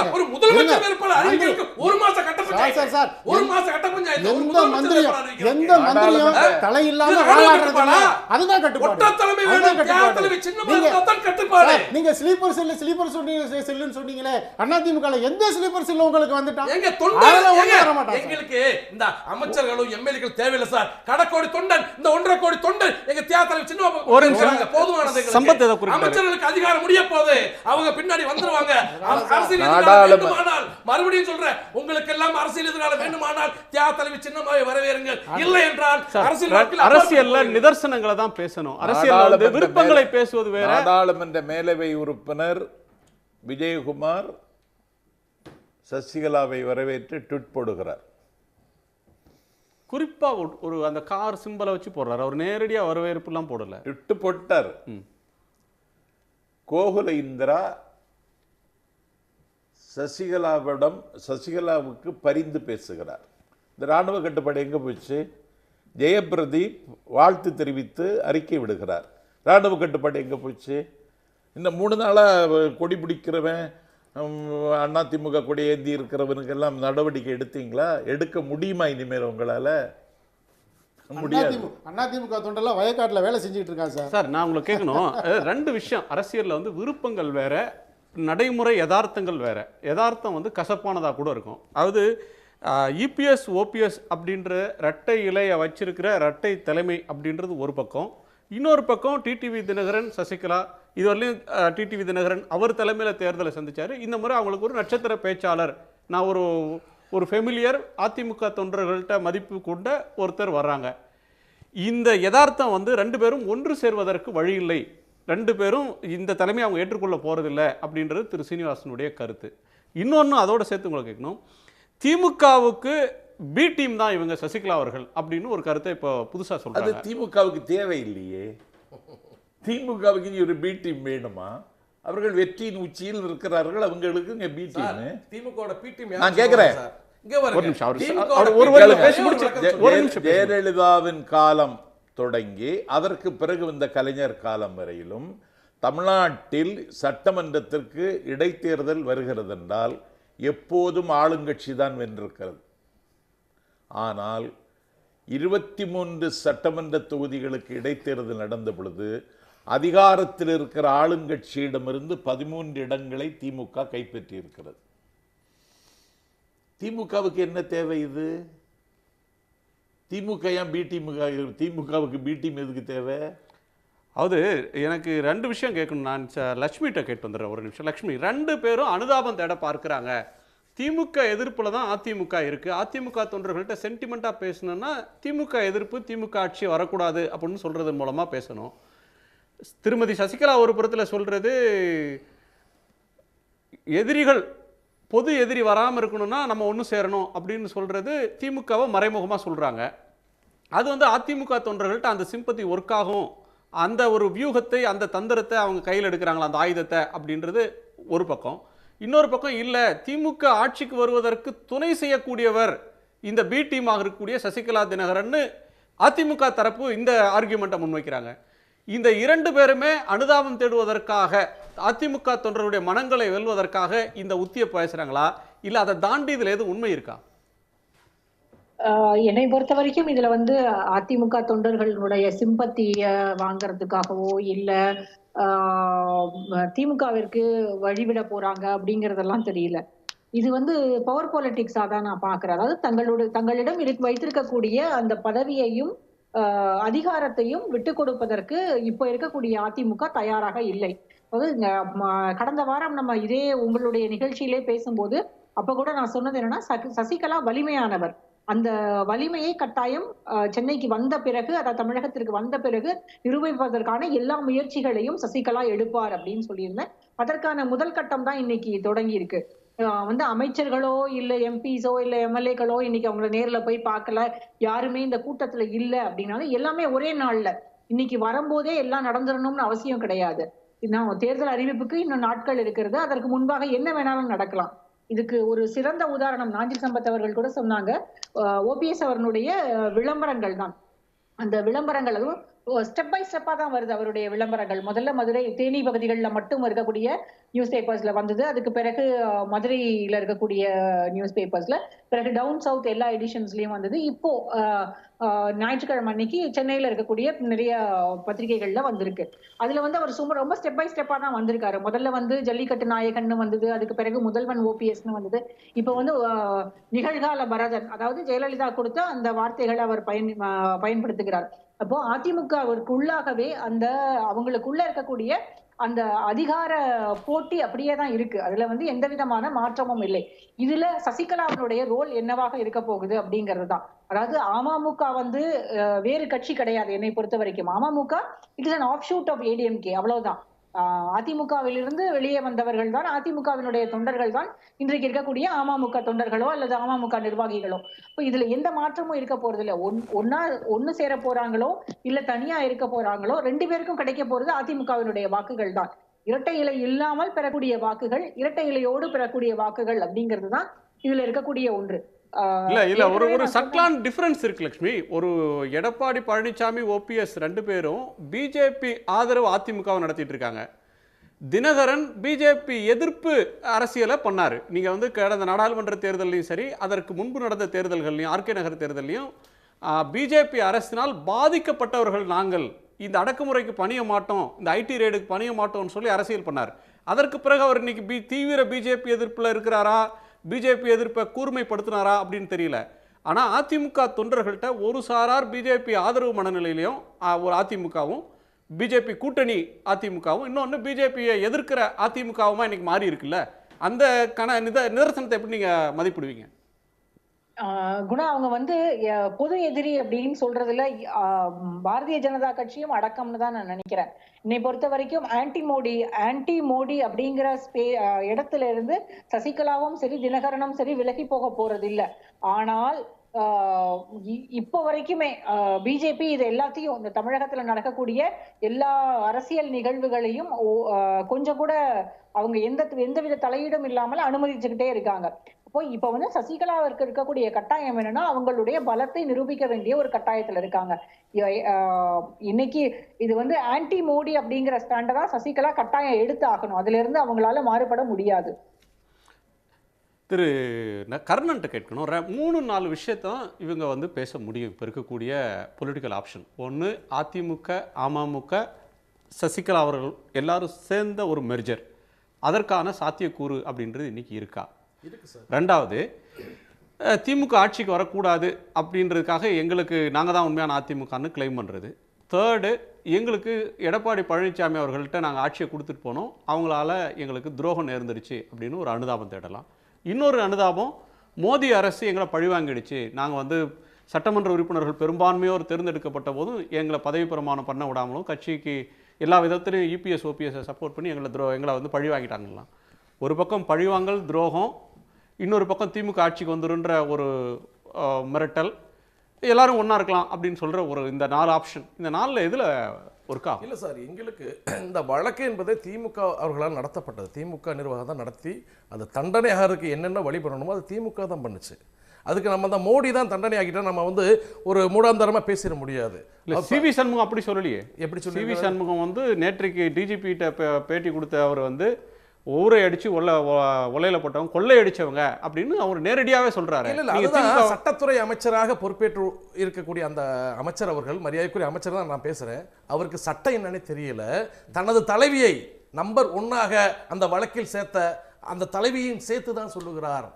இது ஒன்றும் யோசிக்க வேண்டாமா? இது திமுக நிர்வாகத்தினால் அவருடைய வழக்கறிஞரால் தொடங்கப்பட்ட வழக்கு. இந்த வழக்கை நடத்தி தண்டனை ஆக்கிட்டாங்க. இது ஒரு அரசியல் காழ்ப்புணர்ச்சி. இதுக்கு மோடிக்கு சின்னம்மாவுக்கு என்ன சார் சம்பந்தம்? கம்ப்ளைண்ட் கொடுக்கறவங்க, வழக்கு தொடுக்கிறவங்க யாரா இருந்தாலும் விசாரிக்கிறது நீதிமன்றத்திலிருந்து உச்சநீதிமன்றம் வரலையும் போய் கன்ஃபார்மான ஒண்ணுக்கு நீங்க திமுக மீது பழி போடுவது என்ன சார்? அந்த வழக்கு திமுக தான் எடுத்து நடத்துது சார். இந்த வழக்கு உச்சநீதிமன்றம் போட்டாலும் இந்த வழக்கை கர்நாடகத்துக்கு மாத்தணும் அப்படின்னு யார் சார் மனு கொடுத்தாங்க? கடைசியா ஜெயலலிதா அவர்களுக்கு தண்டனை வாங்கி கொடுத்த அந்த தீர்ப்புக்கு வக்கீல் ஃபீஸை கட்டினது தமிழக அரசு. ஓபிஎஸ் அரசும் இபிஎஸ் அரசும் இப்ப கடைசியா வர்ற அவங்க ஜெயிலுக்கு போடுறதுக்கான கேஸை அரசின் சார்பில் ஸ்பெஷல் பிபிஆ நடத்தினவருக்கு அரசாங்கம் தான் அது கஜானால தான் வரி கொடுத்தாங்க, கட்டணம் கொடுத்தாங்க. அது ஒரு பார்ட். நாம கேட்கிறது இந்த இணைப்பு அப்படின்ற ஒண்ணுக்கு நீங்க ஒற்றுமைக்கான அணிவகுப்பு அப்படின்னு அழைப்பு கொடுத்தாலும் அவர்கள் ஏற்றுக்கொள்வதற்கான தயாராக இல்லை. என்கிட்ட கேட்குறேன், நான் பதில் சொல்றேன் சார். எங்களோடு இப்போ தொண்டர்கள் எல்லாம் ஒற்றுமையா இருக்கிறாங்க. தியாக தலைவி சின்னம்மா தலைமையாக்க தயாரா இருக்கிறாங்க. இப்போவும் தியாக தலைவி சின்னம்மா அவர்களுக்கு ஒரு மறைமுகமான ஒரு அழைப்பு தான் கொடுத்துருக்குறாங்க. எல்லாம் ஒற்றுமையா இருந்து நம்மளுடைய எதிரி யார்? திமுக தான் எதிரி. அதிமுகவின் எதிரி யார்? திமுக தான். அந்த திமுகவை எதிர்கொள்ள வேண்டுமானால் ஒற்றுமையா இருந்து தேர்தலை சந்திக்க வேணும்னு சொல்றாங்க. அதை கேட்காம தான் ஒரு ஆளுமை ஆயிட்டேன், நம்மளுக்கு எல்லாம் வந்துருச்சு, நம்ம இவர் சொன்ன ஏழை பங்காளன் அப்படின்னு நினைச்சிட்டு இருக்காங்களே, டெபாசிட் இல்லாம போயிடுவாங்க. நான் என்ன கேட்கிறேன்னா, திமுகவுக்கு வழிவகுக்க 100% வேலை பார்த்து கொண்டிருக்கிறார்கள் இந்த எடப்பாடி சகாக்கள். அவ்வளவு சொல்வேன். நீங்க அவங்கள பீட்டிம்ன்றீங்க. அதிமுகவினுடைய 18 சட்டமன்ற உறுப்பினர்களை ஒன்றுமே இல்லாமல் செய்தது தியாகமா? ஒன்றுமே இல்லை, எல்லாம் வெளில போயிட்டாங்க. அதிமுக அவங்களை யார் டிஸ்குவாலிஃபை பண்ணா சார்? அவங்களை டிஸ்குவாலிஃபை பண்ணது யாரு? அவங்களை தூண்டுனது யாரு? அதுதான் தியாகமா? இல்ல அமமுக கட்சி நடத்தி அதிமுகவை எதிர்த்து நிக்கிறது தியாகமா? ஏங்க திமுகவுடைய ஊதுகுழலா இருக்கிறதுக்கு பேர் தியாகமா? ஒரே ஒரு விஷயம் என்ன பேச விடுங்க. ஏங்க இதே அமமுக திமுகவை டெபாசிட் செஞ்சுச்சு, அதுக்கு அடுத்து நீங்க டெபாசிட் பண்ணீங்க. இருங்க நாங்க என்ன பீட்டிமா சார்? என்ன பேச ஒரு நிமிஷம் சார், அவர் பேசட்டும், அவருடைய கருத்தை பேச. என்ன பேச விடுங்க. அதாவது தியாகம் என்று சொன்னால் அது எடப்பாடி பழனிசாமி ஓபிஎஸ் தான் இன்றைக்கு தியாகம் செய்திருக்கிறார்கள். அது தமிழ்நாட்டு மக்களுக்கு தெரியும். தமிழ்நாடு மக்கள் அதெல்லாம் இல்லங்க. அவர் கருத்து பேசுங்க. திரு கர்ணன், உங்களுடைய இயக்கம் வேறு, உங்களுடைய இயக்கம் வேறு. திரு கர்ணனுக்கு அமமுக என்ற ஒரு இயக்கத்தை துவங்கி நீங்கள் அந்த இயக்கத்திற்கு சென்றீர்களோ, உங்களுக்கும் அதிமுகவிற்கும் ஒற்றுமில்லை, உறவும் இல்லை. 100% உங்களுக்கு தொடர்பு இல்லை. மரியாதைக்குரிய கழகத்தினுடைய உங்கள் இப்பொழுடைய ஏற்பாடு ஒருங்கிணைப்பாளர் சொல்லணும், மீதி இருக்க அமைச்சர்கள், தென் மாவட்டத்தில் இருக்க அனைத்து அமைச்சர்களும் சொல்லணும். நீங்களும் அமைச்சர்கள் ஜெயக்குமாரும் சிவி சண்முகமும் போய் பெட்டிஷன் கொடுக்கிறது, 2 பேரும் வந்து ஓபிஎஸ் ஓட ஒப்புதல் இல்லாம போய் கொடுத்துட்டாங்களா, இல்ல வந்து போஸ்டர் ஓட்டுறவங்களை நீக்கிறாங்களே அவங்களெல்லாம் வந்து 2 பேரும் கையெழுத்து போட்டு தான் நீக்கிறாங்க. ஓபிஎஸ் ஓட சம்மதம் இல்லாமல் நடக்கிறது மாதிரியும் கிடையாது. அவர் மௌனமா இருக்கிறாரு. சின்னமா வெளியில வந்துட்டாங்க, தமிழக மண்ணில கால் பதிச்சிட்டாங்க. நாளைக்கு மரியாதைக்குரிய ஓபிஎஸ் அவருடைய மனநிலை எப்படி இருக்கு நாளைக்கு நீங்க பார்க்க போறீங்க. இது நடக்க போகுது. இரட்டை குழல் எடப்பாடி அவர்கள் தனித்து விட போகிறார்கள். அதெல்லாம் கிடையாதுங்க. இரட்டை குழல் துப்பாக்கியாக தமிழ்நாட்டில் அதிமுகவுக்கு தலைமை தாங்குகிற தகுதி இருவருக்கு மட்டுமே உண்டு. யார் சார் உங்களுக்கு தலைமை? சார் கையெழுத்து ஒரு கையெழுத்து போடுங்க சார், அதான் தலைமை. 10 கையெழுத்து 10 ஒருங்கிணைப்பாளர் வழிகாட்டு குழு, இது பேர் தலைமை அல்ல. அதுதான் தலைமை என்றால் அதுதான் தலைமை. அந்த தலைமைக்கு கட்டுப்படுவான், அந்த ஒற்றை தலைமை கட்டுப்படுவான் அதிமுக தொண்டன். இது போல அடிமைகளுக்கு கட்டுப்பட மாட்டார். ஒரு நிமிஷம் சார், ஒருத்தர் ஆமா அடிமைதான். அடிமைல சொல்லாதீங்க. அடிமைதான். நீங்க தான் அடிமை. யாரு? நீங்க தான் மத்திய அரசை எதிர்த்து திமுகவை எதிர்த்து உங்களை முதலமைச்சர் ஆக்கியது அடிமையா? அதெல்லாம் கிடையாது. அந்த அங்காடி சிறைகளித்தது அடிமையா? ஒரு நிமிஷம் சார், அவர் கருத்து சொல்லுங்க. யார் அடிமை? யார் அடிமை? இல்ல சட்டமன்ற மனசாட்சி இருக்கா உங்களுக்கு? மனசாட்சி இருக்கா? அந்த இல்ல மனசாட்சி இல்ல. அந்த வார்த்தை பயன்படுத்தாதீங்க. கர்ணன் நிதானம். அவர் கருத்து சொல்லட்டும் சார். அவர் கருத்து பயன்படுத்தாதீங்க. அடிமைண்டா சார், உங்க கருத்து சொல்றீங்க சார். அந்த திரு கர்ணன் ஆண்டு சிறை தண்டனை வந்தும் கூட மத்திய அரசுக்கு அடிமணியாமல், திமுகவோட அச்சுறுத்தலுக்கு அடிமணியாமல் ஒரு ஆட்சி அமைத்து கொடுத்து சிறை சென்ற தியாக தலைவியை எங்க பார்த்து அடிமைன்னு சொல்றாங்க. ஆட்சி அமைச்சு சார், நீங்க மட்டுமே பேச முடியாது சார். ஆட்சி அமைச்சு கொடுத்ததுக்கு பிறகு அந்த ஆட்சிக்கு ஏதாவது ஒரு கடுகளவு குந்தகம் யாராவது சொல்ல முடியுமா? இன்றைக்கு தமிழ்நாட்டிற்கு எய்ம்ஸ் மருத்துவமனையிலிருந்து 150 மருத்துவக் கல்லூரி, சுகாதாரம், டெங்கு, நிவர் புயல், அத்தனை இயற்கை பேரிடர்களையும் இன்றைக்கு அதிமுகவினுடைய தலைமை பொறுப்பில் இருக்கிற மாண்புமிகு முதலமைச்சர் எடப்பாடியாரும் ஓபிஎஸும் இணைந்து அத்துணை அமைச்சர்களும் தெரு தெருவா கொரோனாவுக்காக உழைச்சிருக்கிறாங்க. அது தியாகம் இல்லையா? அது தியாகம் இல்லையா? அதுதான் சார் தியாகம். அதுதான் கட்சி. இப்ப தியாகம் துரோகத்துக்கு புது புது டெஃபினிஷன் வருது. கடல் அளவு குந்தகம். எந்த குந்தகமும் கிடையாது. 2019 எய்ம்ஸுக்கு அடிக்கல் நாட்டிட்டார் நாடாள பிரதமர். அன்னைக்கு 1264 கோடி திட்ட மதிப்பீடு. அந்த கல்லு மட்டும்தான் இருக்கு. எந்த வேலையும் நடக்கல சார். வேலை என்னத்த வேலை நடக்கு? நடந்துட்டு இன்னைக்கு கேளுங்க வெங்கடேசன். இப்போது 1264 ரூபாய் திட்ட மதிப்பீட்டில் தொடங்கப்பட்ட அதற்கு இன்னைக்கு 2000 கோடி ரூபாய் வேணும். 4ஆம் தேதி 7 பேர் விடுதலையை நிராகரிக்கிறார் கவர்னர். இந்த ஆட்சி என்ன செய்திருக்க வேண்டும்? 5ஆம் தேதி சட்டமன்றம் கூடுகிறது. அன்றைக்கு ஒரு தீர்மானம் போட்டு மீண்டும் கவர்னருக்கு அனுப்பியிருக்க வேண்டும். இல்லாவிட்டால் அமைச்சரவை கூடி அனுப்பியிருக்க வேண்டும். ஏன் அனுப்பவில்லை? எஜமான் மோடி அதற்கு அனுமதிக்கவில்லை. ஆகவே மோடியினுடைய கஞ்சாடை பார்த்து நடத்துறதுக்கு பேர் ஆட்சியா? இதுக்கு பேர் ஆட்சியான்னு கேட்கிறேன் நான். ஆகவே தமிழகத்தின் உரிமைகள் அனைத்தையும் காவு கொடுத்து இன்னைக்கு பாருங்க, அண்ணா அகிலம் அறிந்த அண்ணாவின் பேரால் இருக்கின்ற அகிலத்தின் கவனத்தை கவர்ந்த அண்ணா யூனிவர்சிட்டியில எம்டெக் கோர்ஸையே க்ளோஸ் பண்ணிட்டா சார். இடஒதுக்கீடு வச்சு இடஒதுக்கீட காரணம் கட்டு எம்டெக் கோர்ஸே இல்ல. நெஞ்சு பதறுதுங்க. நாங்க எல்லாம் படிக்கிறதுக்கு என்ன பாடுபட்டோம்னு தெரியுமா? 7.5 இடஒதுக்கீடு பெற்றுக் கொடுத்தவர் எடப்பாடி. 7.100% இடத்தை பறிகொடுத்துட்டு சமூக நீதி காவலர் எடப்பாடி பழனிசாமி 100% பறிகொடுத்துட்டு 7.5 வாங்கிட்டு வரியா? தவறான கருத்துக்களை ஆமா 100% இடஒதுக்கீடு இல்ல எனக்கு. நீ எப்படி 7.5? ஒருத்தர் கலையரசன் கமிட்டி 10% இடஒதுக்கீடுக்கு சொல்றான் சார். அதுல ஏன் 2 குறைச்ச காரணம் சொல்லு. எடப்பாடி பழனிசாமி அவர்கள் அதுக்கு விளக்கம் சொல்றீங்க. நான் ஒரு நிமிஷம், ரவீந்திரன் துரைசாமி ரொம்ப நேரமாக குறுக்கிடுறாங்க, நான் கேட்கணும். சார், இந்த தேர்தல் அப்படின்றது எதை நோக்கி இந்த நரேட்டிவ் போகும்னு தெரியல. இன்னொரு பக்கம் லக்ஷ்மி அவர்கள் ஒரு முக்கியமான பார்வையாக சொன்னாங்க, ஓபிஎஸ் உடைய மௌனம், அவர் மௌனமாக இல்லை, அவரோட சம்மதத்தில் தான் கட்சிக்காரங்க நீக்கப்படுறாங்க, கர்நாடக மாநில செயலாளர்களும் நீக்கப்படுறார். ஆனால் வெளிப்படையாக அவர் வந்து எதிர்க்கவும் இல்லை. சசிகலாவுக்கு எதிராக ஜெயக்குமாரோ அல்லது சிவி சண்முகமோ பேசக்கூடிய அளவுக்கு, அமைச்சர் பெருமக்கள் பேசுகிற அளவுக்கு பகிரங்கமாக அவர் பேசலை. அதே வேளையில் அவர் வந்து பிஜேபி இந்த ஆட்சி அதிகாரம் அதற்கு தள்ளி போவார்னு தோணலை. ஆனால் முதலமைச்சர் வேட்பாளராக முன்மொழிஞ்சிட்டு முதலமைச்சருடைய கரத்தை வலுப்படுத்துறதுக்கு பதிலாக தனி ஆவர்த்தனமாக ஒரு விளம்பரம்ன்றது தனியாக போயிட்டே இருக்கு. இது அரசின் செலவில் இதுன்னா அது கட்சியில் அவர் சொந்த முயற்சியில் அந்த விளம்பரம் நடந்துட்டு இருக்கு. இது எப்படி புரிஞ்சுக்கிறது? இவங்க ஒன்றாக தான் இருக்கிறாங்க, இரட்டை குழல் துப்பாக்கி, அது எப்படி புரிஞ்சுக்கிறது? Is waiting on the wings, endurance is a virtue in பொலிட்டிக்ஸ்னு அவர் போயிட்டு இருக்கிறாரு. புரியல சார். நான் சொல்லிடுறேன், லட்சுமியோட கருத்துக்கு நான் முதல்ல ஒரு பதிலை சொல்லிடுறேன். தேசிய ஜனநாயக கூட்டணி, யூபிஏ யுனைடெட் ப்ரோக்ரஸிவ் அலையன்ஸ், திமுக அலையன்ஸ் வந்து தோல்வி அடைஞ்ச ஒரே இடம் தேனி. தேனியில் எப்படி தோல்வி அடைஞ்சதுன்னா, திமுக அலையன்ஸின் எதிர்ப்பு வாக்குகளை தங்க தமிழ்ச்செல்வன், சசிகலா, தினகரனை பயன்படுத்தி பிரித்ததனால், சுமார் 12% வாக்குகளை பிரித்ததனால், anti Modi, anti Edappadi, anti OPS பண்ணி சரி, ஒரு குறுக்கீடு திமுக நின்றிருந்தா திரு ஈவிகே இளங்கோவனுக்கு பதிலா நின்றிருந்தாலோ அந்த கண்டெஸ்ட் இதே மாதிரி தான் முடிவு இருந்திருக்குமா? இல்ல, நான் வந்து உங்கள்கிட்ட விளக்க வர்றது, தினகரன் எடுத்த ஓட்டு ஆன்டி மோடி, ஆன்டி எடப்பாடி ஓட்டுங்கிறதுக்கு சொல்ல வர்றேன். 2 எக்ஸாம்பிளை நான் சொல்லிடுறேன். அங்க வந்து 37% ஓட்டுகள் தான் இளங்கோவன் எடுக்க முடிஞ்சது.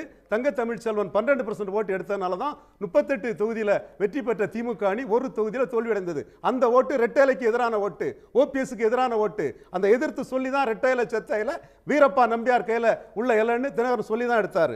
அதே போல் இன்னொரு தொகுதி நீங்கள் எடுத்துட்டீங்கன்னா, அந்த தொகுதி வந்து ராமநாதபுரத்தில் தான் அந்த பேலன்சிங் ஓட்டு இருக்குது. அங்கே வந்து முஸ்லீம் லீக் எடுத்தது 44% ஓட்டு. ஆனால் தினகரனின் அமமுக 2% 3% ஓட்டு எடுத்த வட மாவட்டங்களில் திமுக அணி ஆன்டி மோடி ஆன்டி எடப்பாடி ஓட்டுகளை முழுமையாக பெற்று 60% 58% வாக்குகளை எடுத்திருக்குது. இதைத்தான் நான் தெளிவாக சொல்றேன். கெமிஸ்ட்ரிங்கிறது வந்து திமுக வந்து ஆர்கே நகரில் டெபாசிட்ல வந்து 13% போகும்போது தினகரன் 50% ஓட்டு எடுத்தாப்புல. 2 பேரும் ஒரே இஷ்யூவை தான் எடுத்தாங்க. 2 பேரும் இவர் ரெட்டலையும் உதயசூரியனும் மீறி தான் அந்த ஓட்டு எடுத்தாரு. 1989 ரெட்டலை இல்லாம பிளவு, இது பிளவு அல்ல. எப்படி கமலஹாசன் 3.7 எடுத்தாரோ, எப்படி சீமான் 3.8 எடுத்தாரோ, அதே மாதிரி தினகரனும் ரெட்டலையும் உதயசூரியனையும் மீறி தான் 5.5 எடுத்திருக்கிறாரு. அந்த ஓட்டுகளோட இந்த ஸ்டடியை நீங்க ரிஷின்னு ஒரு டேட்டா அனலிஸ்ட் இருக்கிறாரு, அவர் தெளிவா சொல்றாரு. இந்த ஸ்டடியை பார்த்தா இதுதான் தெரியுது. அர்த்தமேட்டிக்கும் போதுமான அளவு இல்ல, கெமிஸ்ட்ரி இல்லைங்கிறதா அன்னைக்கு இருந்த அதே மோடி எதிர்ப்பு உணர்ச்சியோட தான் இன்னைக்கு தினகரன் திருமதி சசிகலா இருக்கிறாங்களா அப்படின்றது முதல் கேள்வி. இதுவரையில் அவங்க வந்து வெளிப்படையாக எதையும் பேசல. அண்மை காலமாக பிஜேபி கவர்மெண்ட்டை மற்றவர்கள் விமர்சிப்பது மாதிரி திரு தினகரன் அவர் தலைமையிலான கட்சி விமர்சித்தது மாதிரி எனக்கு தெரியல. நிச்சயமாக வந்து மென்மையான மொழியில அவங்க வந்து தினகரன் பிராக்டிகல் பொலிட்டிஷியன், அதிர்ச்சியை கூட மென்மையாக சொல்லலாம். இப்போ தினகரன் பிராக்டிகல் பொலிட்டிஷியன், புத்திசாலி, 24 எம்பிக்களை பெற்று 33% கருணாநிதியை பெறாத ஓட்டை எடுத்த ஸ்டாலின் தான் தமிழ்நாடுன்னு நினைச்சு மோடி பிஹேவ் பண்றாரு. அது வெளிப்படையா தெரியுது. எமர்ஜென்சி எத்தனால தான் திமுக ஆட்சி டிஸ்மிஸ் பண்ணப்பட்டதுன்னு சொல்றாரு. நீங்க ஏன் காங்கிரஸ் தூங்கி சுமைக்கிறீங்கன்னு நிர்மலா சீதாராமன் கேட்கறாங்க. சோ தமிழ்நாட்டில் பெரிய தலைவர் ஸ்டாலின், அதிமுக பெரிய தலைவர் எடப்பாடி பழனிசாமி. இதுதானே மோடிக்கு நடவடிக்கையில் இருக்குது. இது தினகரனுக்கு தெரியாதா? தெரியாதா? அதிமுக யார் பெரிய தலைவர் அப்படின்றது இன்னைக்கு முக்கியமான கேள்வி. தமிழ்நாட்டுக்கு பெரிய தலைவர் இன்னைக்கு இருக்கக்கூடிய தலைவர்கள்ல திமுக தலைவர் ஸ்டாலின்றீங்க. அதிமுக யார் தலைவர் அப்படின்றதுக்கு இப்ப கிளைமன்ஸ் இருக்காங்க. இப்போ வந்து ஒற்றை தலைமையில 2 தலைமை இருக்கு. நான் ஒரு இடைவேளைக்கு பிறகு உங்கள்ட்ட கேட்கணும், ஒரு முக்கியமான ஒரு கேள்வி கேட்கணும். என்னன்னா, இவர்களே விரும்பினாலும் பாஜக அதை அனுமதிக்குமா? சசிகலா தினகரன் தரப்பு இபிஎஸ் ஓபிஎஸோட சேர்றத பிஜேபி ஃபெசிலிட்டேட் பண்ணுமா? நீங்க சேர்ந்து கொள்ளுங்கள் அப்படின்னு மறைமுகமாக சொல்வார்களா? அல்லது சேர்வது தவறு, அது எந்த வகையிலும் பலன் இல்லை, அது வந்து நீங்க சொல்ற மாதிரி நம்முடைய எதிர்ப்போட்டு பிஜேபி எதிர்ப்போட்டு தான் இன்னைக்கு வந்து அமமுக சசிகலா தரப்பு வாக்காக இருக்கு அப்படின்னு நினைச்சு அந்த இணைப்பை உதறி விடுவார்களா? இவங்க இணைந்தால்தான் வெற்றி அப்படின்னு ஒரு தரப்புல பேசினாலும் இபிஎஸும் ஓபிஎஸும் மத்திய அரசுக்கு பிஜேபிக்கு கேட்டு செயல்படுவாங்களா? இல்லை அதை தாண்டி தங்கள் எதிர்காலம் தங்கள் கட்சியின் எதிர்காலம்னு வேறு கணக்குகளை போடுவாங்களா? திரு நாஞ்சில் சம்பத் பல தேர்தல்களை பார்த்தவர், பல பத்தாண்டுகளாக பொது வாழ்க்கையில் இருக்கிறவர். நமக்கு பொது வெளியில் பார்க்கக்கூடியது, அரசியலில் பொது வெளியில் பேட்டியாக ஆவணமாக வர்றது ஒன்று, திரைமறைவில் நடக்கிறது, திரைமறைவில் நீளும் கரங்கள் அரசியலை எப்படி ஆட்டி படைக்கும் அப்படின்றத நீங்கள் அனுபவபூர்வமாக பார்த்துருப்பீங்க. இந்த தேர்தலில் பெரிதும் எதிர்பார்க்கப்பட்ட ஒரு ட்விஸ்ட், திரு ரஜினிகாந்த் வர்றாரா இல்லையா, அவர் கட்சி தொடங்க போகிறாரா, அது யாரை அவரே ஒரு பெரிய அணி அமைச்சு ஆட்சியை பிடிக்க போகிறாரா, அல்லது வேறு தேர்தலின் முடிவை போக்கை திசை திருப்பிடுவாரா அப்படின்றது தான் ஒரு 2 மாதத்துக்கு முன்னாடி வந்து தமிழ்நாட்டினுடைய மிகப்பெரிய பேசு பொருளாக இருந்தது. அதற்கு அவரே வந்து முற்றுப்புள்ளி வச்சிட்டார். இப்போ திருமதி சசிகலா அவர்களுடைய வருகை, இது வெறும் 1 நாள் 2 நாளுக்கான பரபரப்பாக அடங்கிடும் அப்படின்னு முதல்ல சிலர் கணிச்சாங்க. ஆனால் நினைவிடத்தை, ஜெயலலிதா நினைவிடம் மூடல், அதிமுக அலுவலகத்துக்கு போலீஸ் பாதுகாப்பு, ஜெயலலிதா அவர்கள் வாழ்ந்த போயஸ் தோட்டத்தை வீட்டை வந்து நினைவில்லமாக விழாவாக நடத்துறது, அப்படி அடுத்தடுத்து நடக்கக்கூடிய நடவடிக்கைகள் அதிமுக தரப்பு கொஞ்சம் முன்னெச்சரிக்கை நடவடிக்கை எடுக்கக்கூடிய கட்டத்துக்கு போகுதோன்னு தோண வச்சுது. இப்போ இரு தரப்பும் இணைவது, பொது எதிரியை வீழ்த்த இரு தரப்பும் இணைப்பு, இந்த இணைப்புக்கான சாத்தியக்கூறுகள் அப்படின்றது என்ன? இரண்டும் ஒரு தாய் பிள்ளைகள், ஒரு தாயின் வயிற்றில் வளர்ந்த பிள்ளைகள் அப்படின்னு எந்த நிமிஷத்துலையும் அந்த சென்டிமெண்ட் ஒர்க் ஆகி இணைவதற்கான ஸ்கோப் இருக்கா? இல்லை திரு ரவீந்திரன் துரைசாமி அவர்கள் சொல்கிற மாதிரி தினகரன் அவர்கள் வாங்கிய வாக்குகளே வேறு வகையான வாக்கு, இது வேறு மனப்போக்கில் உள்ள வாக்குகள், இது ஒரு நீரோட்டத்தில் பயணிக்க வாய்ப்பில்லை அப்படின்னு பார்க்கிறதா? இணைப்பதற்கான சாத்தியம் வர வேண்டும் என்று அதிமுகவின் தொண்டன் விரும்புகிறார். ஆனால் இதற்கு இடையூறாக இருப்பதே டெல்லியில் இருக்கிற பிஜேபி. அவர்கள் பீகாரில் செய்ததை, அருணாச்சல பிரதேசத்தில் அரங்கேற்றியதை, இன்றைக்கு மேற்கு வங்காளத்தில் நடத்தி கொண்டிருப்பதை நாளைக்கு தமிழகத்தில் நடத்துவதற்கு அவர்கள் திட்டமிடுவார்கள். அதிமுகவை உடைக்க வேண்டும் என்பதுதான் பிஜேபி கட்சியினுடைய நோக்கம். எதுவோ ஒரு திராவிட இயக்கம் வீழ்ந்தால் மட்டும்தான் நமக்கு இங்கே காலூன்ற முடியும் என்று அவர்கள் கனவு காணுகிறார்கள். திமுகவை ஒன்றும் செய்ய முடியவில்லை. 52% வாக்குகளை தாண்டி திமுக ஆகாயத்தை நோக்கி போய்கொண்டிருக்கிறது. இவ்வளவு உட்கட்சி குழப்பத்தில் இருந்து இன்றைக்கு உருமாறிக்கொண்டிருக்கிற அதிமுகவை உடைத்து விட முடியும் என்று நம்புகிறார்கள். ஒரு 10 நாளில் அந்த காரியமெல்லாம் நடந்துவிடும். இல்லை, பயிர்க்கடன் தள்ளுபடி, 7.5% இடஒதுக்கீடு, ஆட்சியை சேதாரம் இல்லாமல் 4 வருஷம் கொண்டு வந்தோம், நிர்வாகத்தில் முதலிடம், வெற்றி நடை போடும் தமிழகம் அப்படின்னு திரு எடப்பாடி பழனிசாமி அவர்கள் தரக்கூடிய இந்த கட்டமைக்கிற இந்த பிம்பம் அப்படின்றது எடுபடாதா? நீங்கள் சொல்கிறது மாதிரி வெற்றியின் முகட்டில் திமுக இருக்கிறது மாதிரியான ஒரு சித்திரத்தை தர்றீங்க.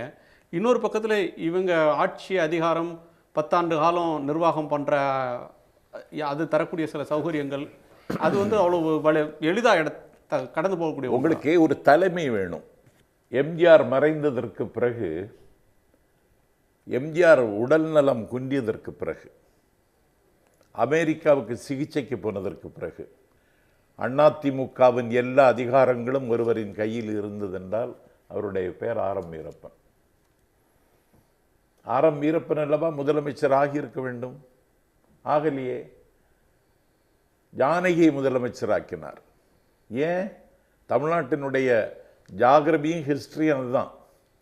அதற்கு பிறகு ஜெயலலிதா தலைமை ஏற்றதற்கு பிறகு ஆரம் வீரப்பன் அதை ஏற்றுக்கொண்டு கல்வி அமைச்சராகவே ஜெயலலிதாவினுடைய அமைச்சரவையில் இருந்தார். அதனால் ஒரு ஃபேஸ் வேல்யூ, ஒரு தலைமை பண்பு உள்ள ஒரு தலைவர் அதிமுகவுக்கு தேவை என்றால் அந்த தகுதி எடப்பாடிக்கும் இல்லை, பன்னீர்செல்வத்துக்கும் இல்லை. ஸோ தலைமை பண்பும் ஆளுமை திறனும் இருக்குது அப்படின்னு வைக்கிற கிளைம்ஸை நீங்கள் நிராகரிக்கிறீங்க. ஆமாம் ஆமாம் ஆமாம். சரி, லக்ஷ்மியோட கருத்தை கேட்கணும். ஆளுமை பண்பு தான், ஆளுமை திறன் அப்படின்ற ஒரு பர்சனாலிட்டி கல்ட், அதை முன்னிறுத்துகிற பட்சத்தில் தான் ஒரு கட்சியோட எதிர்காலமும் தீர்மானமாகும். மக்களும் அதைத்தான் விரும்புவாங்க, தொண்டர்களும் அதைத்தான் விரும்புவாங்கன்ற ஒரு சித்திரத்தை திரு நாஞ்சில் சம்பத் முன்வைக்கிற ஒரு ஆர்கியூமெண்ட்டை தர்றாரு.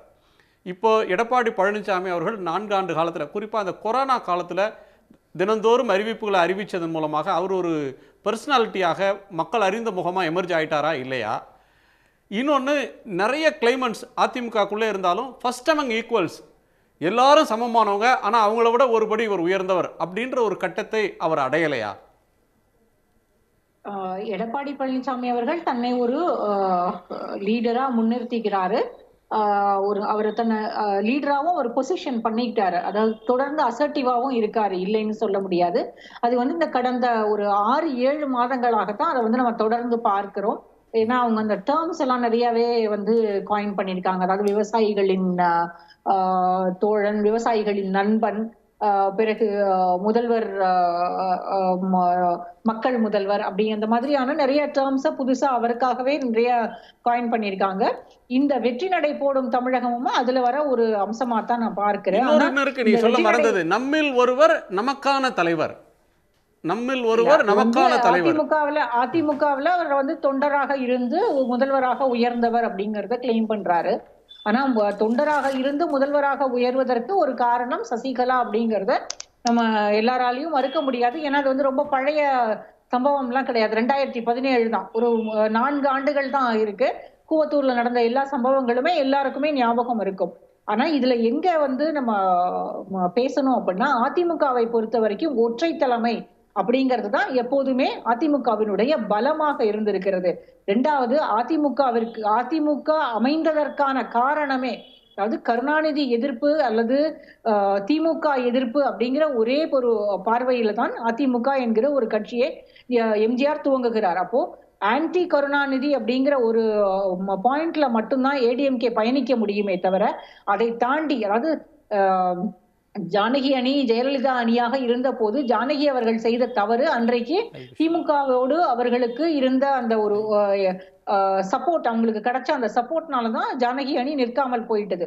ஆன்டி கருணாநிதிங்கிற ஸ்டாண்டை எடுத்த போதுதான் ஜெயலலிதா அவர்கள் ஒரு லீடரா தன்னை பொசிஷன் பண்ணிக்கிறாங்க. அப்போ இதுதான் தமிழக அரசியலாக இருக்கும். ஏன்னா தமிழக அரசியல் கடந்த 50 ஆண்டுகளாக கருணாநிதி, ஆன்டி கருணாநிதி, அதாவது கருணாநிதியை மையமாக வைத்து மட்டுமே தமிழக அரசியல் சுழன்று இருக்கிறது. அந்த சுழற்சியில அதிமுகவிற்கு ஒரு முக்கிய பங்கு இருந்திருக்கிறது. இப்போ இன்னைக்கு வந்து ஏடிஎம்கேவை பொறுத்த வரைக்கும் அந்த வாக்குகளை ஆன்டி டிஎம்கே ஓட்ஸை எப்படி வாங்கணும் அப்படிங்கிறது ஏடிஎம்கேல மட்டும்தான் இருக்கு. ஏடிஎம்கேக்கு மட்டும்தான் அந்த ஆன்டி டிஎம்கே ஓட்ஸ்ன்றதும் இருக்கு. அதுக்கு வந்து ஒரு ஆளுமை மிக்க ஒரு தலைவர் தேவை. அதாவது இன்னும் சொல்ல போனா கரிஸ்மேட்டிக்கான ஒரு லீடர் மட்டும்தான் ஏடிஎம்கேவை வந்து எப்போதுமே வழிநடத்த முடியும். ஒற்றை தலைமை, வலிமையான தலைமை மட்டும்தான் அவங்களுக்கு சரியாக இருக்கும். இந்த இரட்டை தலைமைங்கிறதுல ஏற்கனவே அவங்க வந்து ஜா அணி ஜே அணியாக பிரிந்திருந்த போது மிகப்பெரிய ஒரு வெற்றியை பார்க்கவில்லை. அது போல இப்போது இருக்கக்கூடிய சூழல் அவர்களுக்கு பாதகத்தை தான் உண்டு செய்யுமே தவிர ஆதரவாக எதையும் செய்ய போவதில்லை. திரு சீனிவாசன், திமுக எதிர்ப்பு தான் அதிமுகவுக்கான ஒரு ஜீவ ஊற்று. திமுக எதிர்ப்பில் தான் அந்த கட்சி ஜீவிக்கும். அப்படி இன்னொன்று, அதிமுகவுக்கு ஒற்றை தலைமை, ஒரே ஒரு தலைவர், அவரை எதிர்நோக்கக்கூடிய தொண்டர்கள், இதுதான் ஒவ்வொரு கட்சிக்கும் ஒரு கேரக்டர். அதிமுகவான அடிப்படையான குணாம்சம்ன்றது ஒற்றை தலைமையை கீழே இருக்கிற ஒரு கேரக்டர். இந்த ரெண்டுக்குள்ளே பொருத்தி பார்க்குற ஒரு நேரம் வருகிற போது இந்த திரு சம்பத் அவர்கள் சொல்கிறாங்க, ஒரு ஒற்றை ஆளுமையாக எடப்பாடி அவர்கள் வரல, நீங்கள் இரட்டை தலைமை அப்படின்ற ஒன்றை தொண்டர்கள் ஏற்கலை.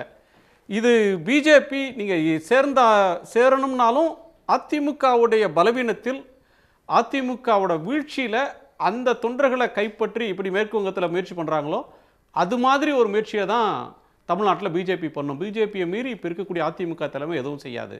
இந்த விமர்சனங்களை வந்து நீங்கள் எப்படி பார்க்குறீங்க?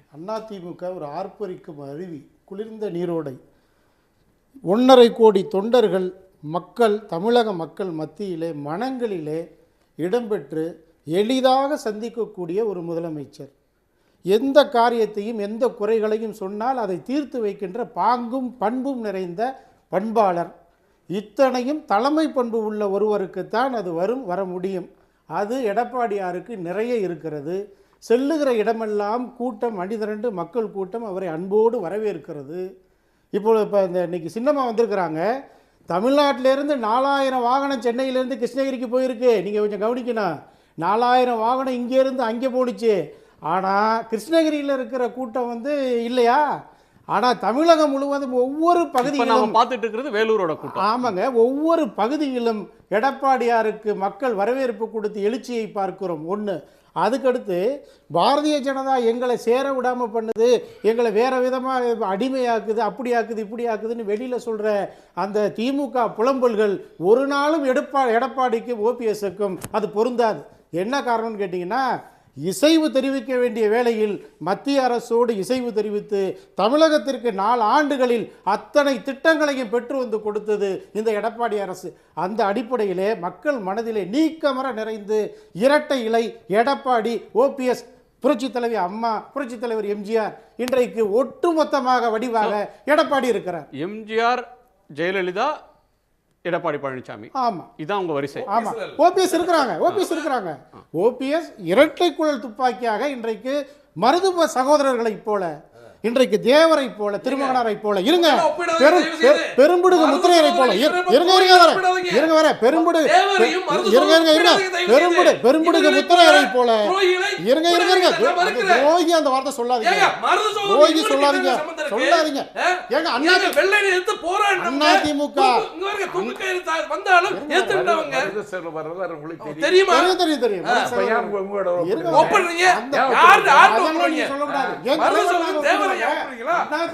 தலைவன் அவரு, ஒற்றுமையா இருக்கிறாங்க, ஒற்றுமையுடைய வெளிப்பாடு இருக்காங்களே, பஞ்சாயத்து சந்திச்சு போயிருக்காங்க, உங்களுடைய பஞ்சாயத்து சந்திச்சு போயிருக்காங்க, ஒற்றுமையா இருக்காங்க. ஓபிஎஸ்க்கு எடப்பாடிக்கு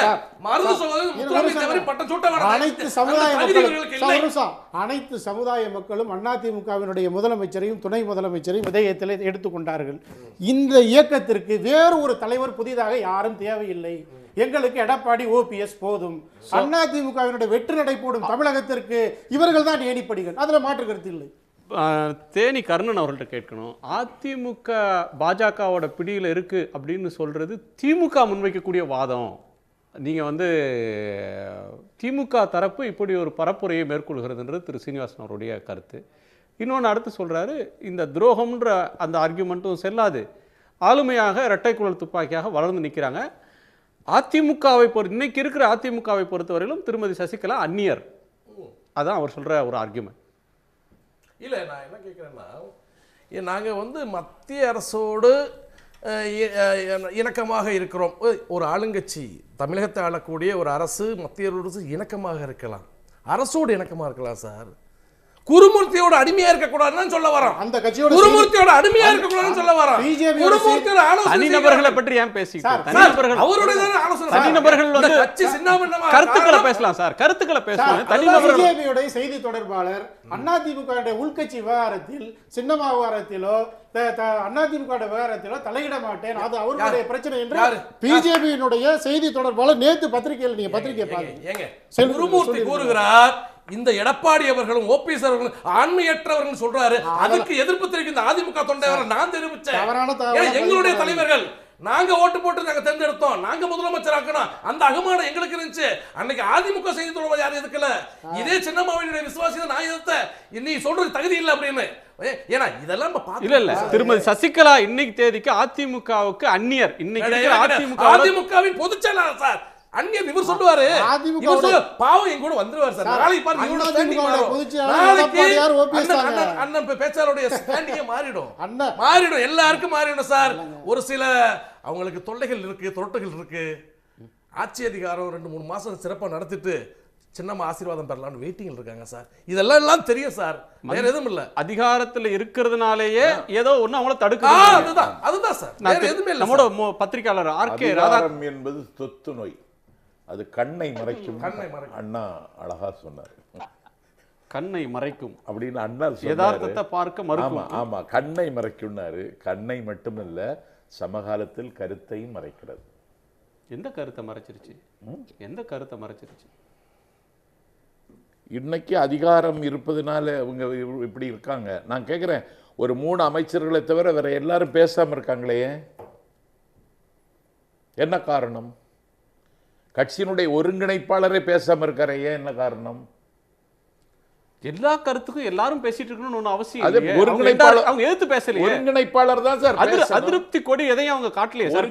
நீங்க சொல்ற நான் பெயர்களே சொல்றேன், ஒருங்கிணைப்பாளர் தான் பேச வேண்டும். சுகாதார அமைச்சர் பேசக்கூடிய ஜெயக்குமாரும் பேசக்கூடிய சிவி சண்முகமும் எடப்பாடி நாட்கள் சார். இவங்க வந்து விஜயபாஸ்கரோ செல்லூர் ராஜுவோ ஆர்பி உதயகுமாரோ எங்கேனும் முதலமைச்சருக்கு எதிராக ஏதேனும் ஒரு கருத்து சொல்லியிருக்காங்களா? இப்போ இருக்கிற இரட்டை தலைமைக்கு எதிராக அவங்க முணுமுணுத்து இருக்காங்களா?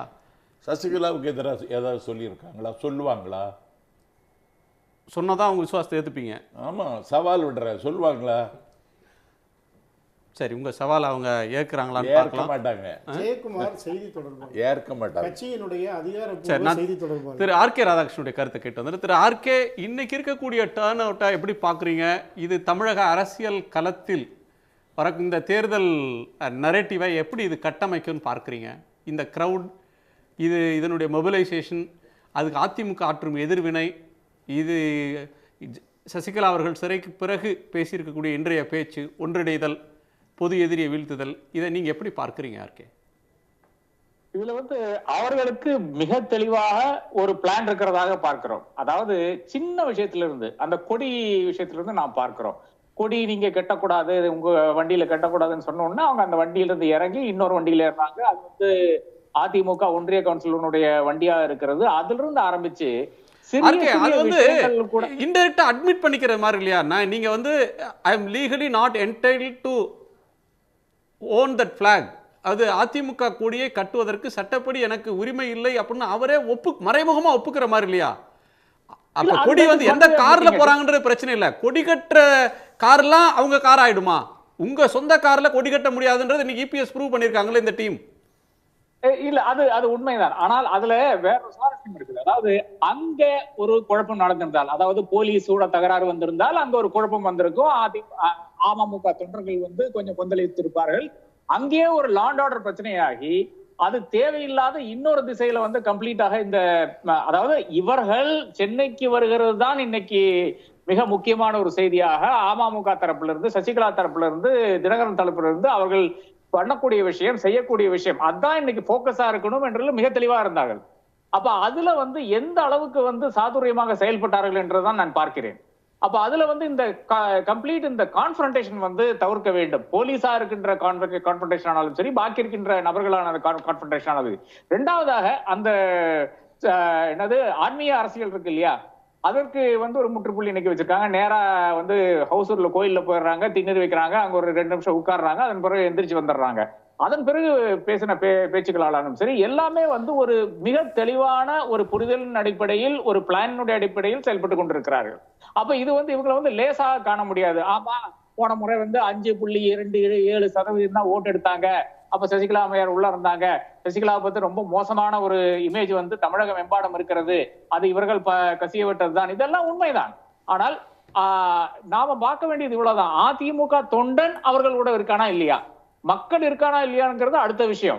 முதல் கட்டமாக அதிமுக தொண்டன் வந்து முழுக்க ஓபிஎஸ் கூட இருக்க, ஓபிஎஸ் கூட இபிஎஸ் கூட இருக்கிறாரான்னு பார்க்கணும். அடுத்த கட்டமாகத்தான் நாஞ்சில் சம்பத் சொன்ன அந்த கருத்தை நான் கேட்கிறேன். இப்போ வந்து ஓபிஎஸ் வந்து ஒருங்கிணைப்பாளர், அவர் ஒரு பேச்சும் பேசவில்லை. இது மட்டும் சசிகலாவுக்கு எதிராக ஓஎஸ் மணியன் பேசியிருக்காரா, விஜயபாஸ்கர் பேசியிருக்காரா, செல்லூர் ராஜு பேசியிருக்காரா, ஆர்பி உதயகுமார் பேசியிருக்காரா, எத்தனை பேர் பேசியிருக்காரு, டிண்டிகல் சீனிவாசன் பேசியிருக்காரு, எத்தனை பேர் பேசியிருக்காங்க? அப்போ அது அடுத்த பிரச்சனையாக நான் பார்க்கிறேன். அதாவது கட்சியில் இருக்கின்ற முக்கிய பொறுப்பில் இருக்கின்ற நபர்கள் வந்து இதை பத்தி பேசாமல் இருக்கிறது, இல்லை என்றால் பேச தவிர்ப்பது வந்து நிச்சயமாக அது ஒரு பாசிட்டிவாகத்தான் சசிகலா பார்ப்பார், அதுதான் அமமுக பார்ப்பார், அதுதான் மக்களும் பார்ப்பாங்க. அப்ப அந்த ஒரு இடத்துல இருந்து பார்க்கும்போது அடுத்ததாக இவர்கள் அந்த 4 வருட காலம் வந்து சிறை அனுபவித்து விட்டார்கள். அந்த அந்த பிரச்சனைக்கான அந்த கன்விக்ஷன் வந்து முடிந்த உடனேயே தமிழக மக்கள் மன்னித்து விடுவார்கள். ஜெயலலிதா ஒரு முறை ஜெயிலுக்கு போய் 2001 வந்து இது போட்டிடுறாங்கல்ல, 4 இடத்துல போட்டிடுறாங்கல்ல, 4 இடத்துல வந்து டிஸ்குவாலிஃபை ஆறாங்கல்ல, அதன் பிறகு என்ன பெரிய ஒரு சிம்பத்தி வே உங்களுக்கு வருது, என்ன அவர்கள் வந்து எந்த அளவுக்கு ஜெயிச்சு வர்றாங்க, இதெல்லாம் நான் பார்த்ததுதான். அப்ப லீகலாக ஒரு இஷ்யூ இருந்தால் கூட, லீகலாக அவர்கள் வந்து தவறு செய்திருந்தால் கூட தமிழக மக்கள் வந்து மன்னிக்க கூடிய அந்த மனப்பான்மையில் இருக்கார்கள் என்று நம் மிக தெளிவாக தெரிகிறது. அப்ப இதிலிருந்து ஒண்ணு புரிய வேண்டும், சசிகலா என்பது மிக தெளிவாக அதிமுகவுக்கு மட்டும் ஒரு சவாலாக நான் பார்க்கவில்லை, நிச்சயமாக திமுகவுக்கு ஒரு சவாலாக வருகிறது. எப்ப வருகிறதுன்னு பாத்தீங்கன்னா, இனி அடுத்த கட்டமாக இந்த ஒரு வார காலத்தில் வந்து யாரெல்லாம் அவர்களை வந்து சந்திக்க வருகிறார்கள், அதிமுக தரப்புல இருந்து, அமைச்சர் தரப்புல இருந்து, எம்எல்ஏ தரப்புல இருந்து யாரெல்லாம் சந்திக்க வருவார்கள் என்று பாத்தீங்கன்னா, அதில் இருந்து நமக்கு வெளிப்படையாக தெரியும். அடுத்த என்ன, பட்ஜெட் தாக்கவில்லை. முக்கியமான ஒரு தவறு அதிமுக செய்தது, கவர்னர் உரைக்கு பின்பு முக்கியமாக அவர்கள் பட்ஜெட் தாக்கி இருக்க வேண்டும், அது செய்யவில்லை. பட்ஜெட் பாஸ் ஆகவில்லை என்றால் என்ன ஆகும் நமக்கு எல்லாம் தெரியும், அரசாங்கம் விழுந்துடும். ஓட்டான் அக்கவுண்ட் தானே அது, அது இடைக்கால பட்ஜெட் தானே இப்ப போட போறது. ஆமாமா, ஓட்டான் அக்கவுண்ட், அது ஓட் பண்ணுமே. அதுல வந்து இப்ப இருக்கின்ற சூழ்நிலையில் வந்து ஸ்பீக்கர் யாரோட இருப்பாங்கல்ல, இந்த மாதிரி பல பிரச்சனைகள் இருக்கு. அதுல ஒரு 10 பேர் மாறிட்டாங்கன்னா மேட்டர் முடிஞ்சது.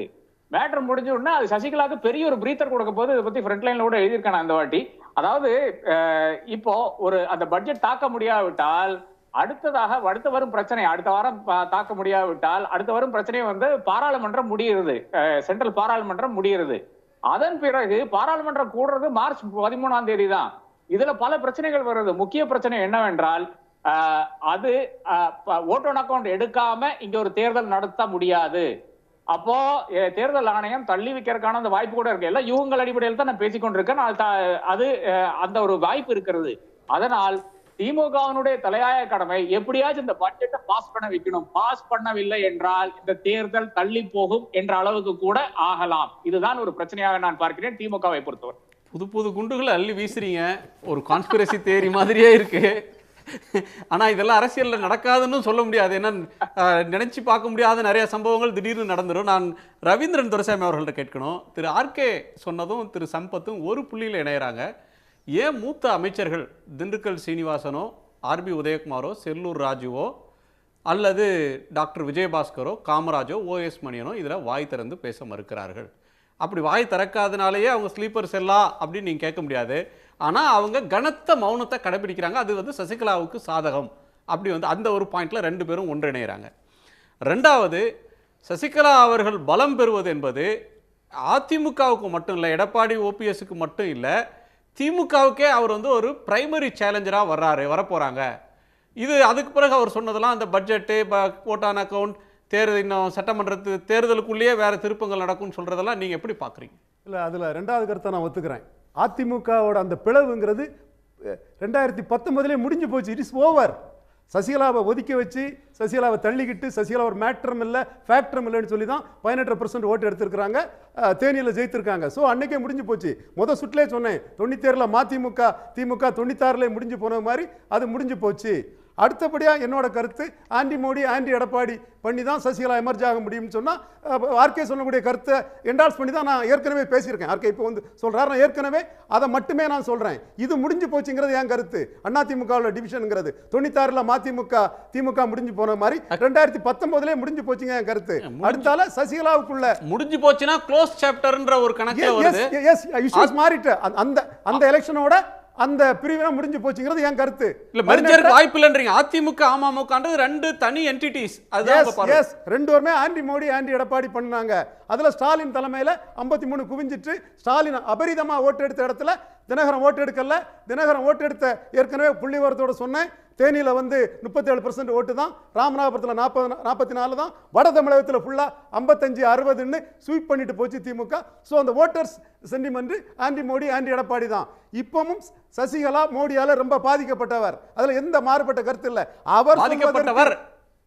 அவர் சொல்வதற்கு தயங்குறாரா இல்லையோ, நாம் தமிழர் சீமான் வெளியிருந்து ஒரு கட்சிக்காரர் சொல்றாரு. ஏன்னா ஆன்டி மோடிக்கு இங்க ஒரு வேல்யூ இருக்குன்னு அவருக்கு தெரியுது. சசிகலாவும் நாளைக்கு அதை சொல்லதுக்கு வாய்ப்பு வருது.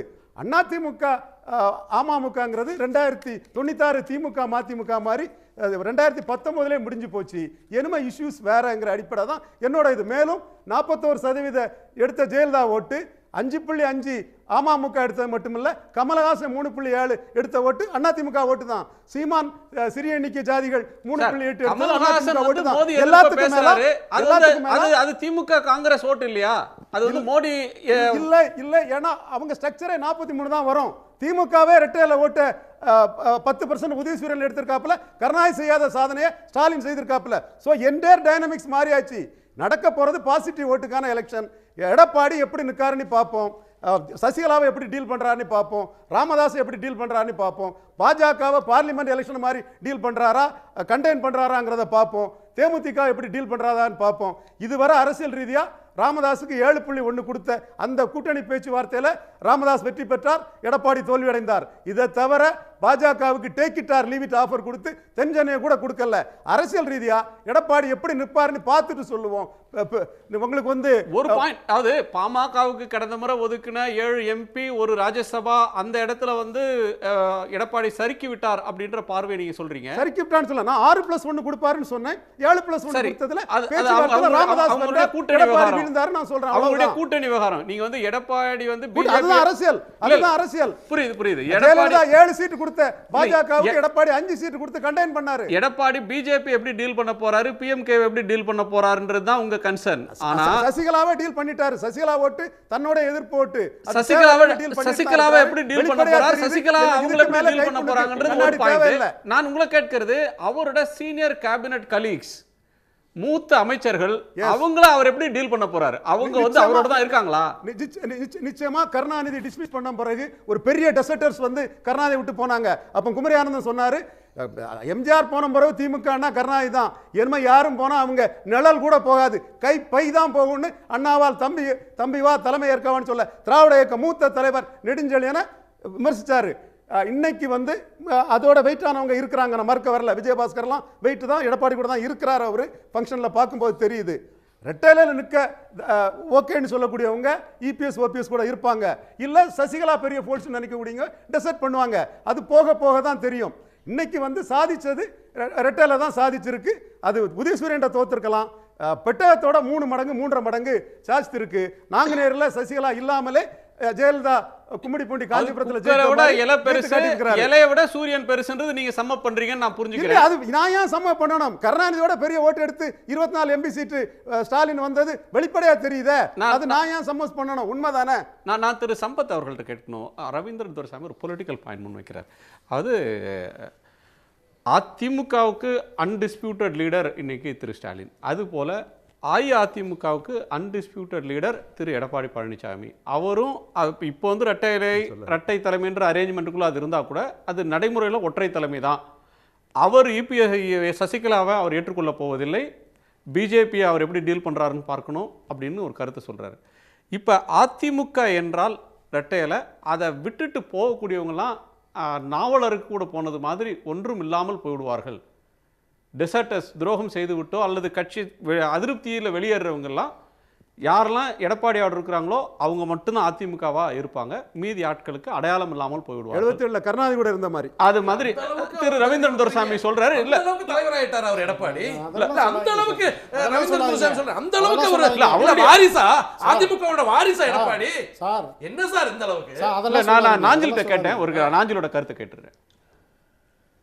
எடப்பாடி எடுக்கிற முடிவை ஏற்றுக்கொள்ளுகிற இடத்துல ஓபிஎஸ் இருக்கிறாரா? ரெண்டு பேரும் சேர்ந்தானே சார் அறிக்கையில் கையெழுத்து போட்டு கட்சி நீக்கம்லாம் பண்ணுறாங்க, அப்பாயின்மெண்ட் பண்ணுறாங்க. இருக்க மாட்டார். வேட்பாளர் தேர்விலேயே மிகப்பெரிய விரிசலும் சரிவையும் அந்த கட்சி சந்திக்க போகிறது. இந்த ஏ ஃபார்மா பி ஃபார்ம் கையெழுத்து போடணும் பார்த்தீங்களா, எடப்பாடி போடுற ஃபார்மில் ஓபிஎஸ் கையெழுத்து போட மாட்டார். பின்ன அவர் ரெண்டு பேரும் ரெண்டு தனி வேட்பாளர் நிறுத்த போகிறாங்க. கேளுங்க, கட்சியினுடைய ஒருங்கிணைப்பாளர் ஓபிஎஸ். ஆனால் இதுவரைக்கும் அவர் தேர்தல் பிரச்சாரத்தை தொடங்கலை. ஒரு நிருபர் கேட்டார், எப்போது நேரம் வரவில்லைன்னாரு. அவர் ஒரு நேரத்துக்கு காத்திருக்கிறார். அந்த நேரம் நாளையிலிருந்து தொடங்கும். அதனால் ஒரு ஜனரஞ்சகமான வெகுஜன மக்கள் ஏற்றுக்கொண்ட தலைவராக இன்னும் எடப்பாடி பழனிசாமி ஆளாகவில்லை. அவருடைய அதிகாரத்தினுடைய நிழல் அவர் இன்னைக்கு நிற்கிறார். நாளைக்கு அதிகாரம் கையை விட்டு போகுமானால் அற்ற குளத்தின் அறநீர் பறவை போல அவரோடு இருப்பவர்களெல்லாம் அவரை விட்டு விலகுவார்கள். இது உலகத்தில் எல்லா இடத்துலையும் எல்லா காலகட்டத்திலையும் நடந்திருக்கு. அதனால எஸ்டாப்ளிஷ்மெண்ட் லீடர் எடப்பாடி பழனிசாமி என்பதை ஏற்கவே முடியாது. தமிழக மக்கள் ஒத்துக்கொள்ளவும் மாட்டார்கள். எஸ்டாப்ளிஷ்டு லீடர் இல்லை இல்லை இல்லை இல்லை 4 ஆண்டு காலம் ஒரு நிலையான ஆட்சியை கொடுத்துட்டாரு, நிர்வாகத்தை கொடுத்துட்டாரு, ஒரு பாசிட்டிவ் கேம்பெயின் எடுத்துட்டு இருக்காரு. எப்படி நிலையான ஆட்சியை கொடுத்தாரு? 18 தினகரன் தரப்பு எம்எல்ஏக்களுக்கு மட்டும் தகுதி நீக்கம்னு வருது. இந்த 11 எம்எல்ஏக்களுக்கு ஏன் வரல? சபாநாயகரோட பரிசீலனையில் இருக்கு. என்னத்த பரிசீலனையில் இருக்கு? உங்களுக்கு உங்க மனசு போலதானா? ராதாபுரத்தில் தீர்ப்பு வந்ததற்கு பிறகு ஏன் இன்னும் அனௌன்ஸ் பண்ணல? நீதிமன்றத்தினுடைய தயவிலும் அதிகாரத்தின் தயவிலும் காலத்தை ஓட்டி கொண்டிருக்கிறீர்கள். நீதிமன்றத்தின் படிக்கட்டில் குற்றியிரும் கொலையிருமாக கிடக்கிற ஆட்சி இந்த ஆட்சி. இவருக்கு சாமர்த்தியத்தினாலயா? ஒண்ணும் கிடையாது.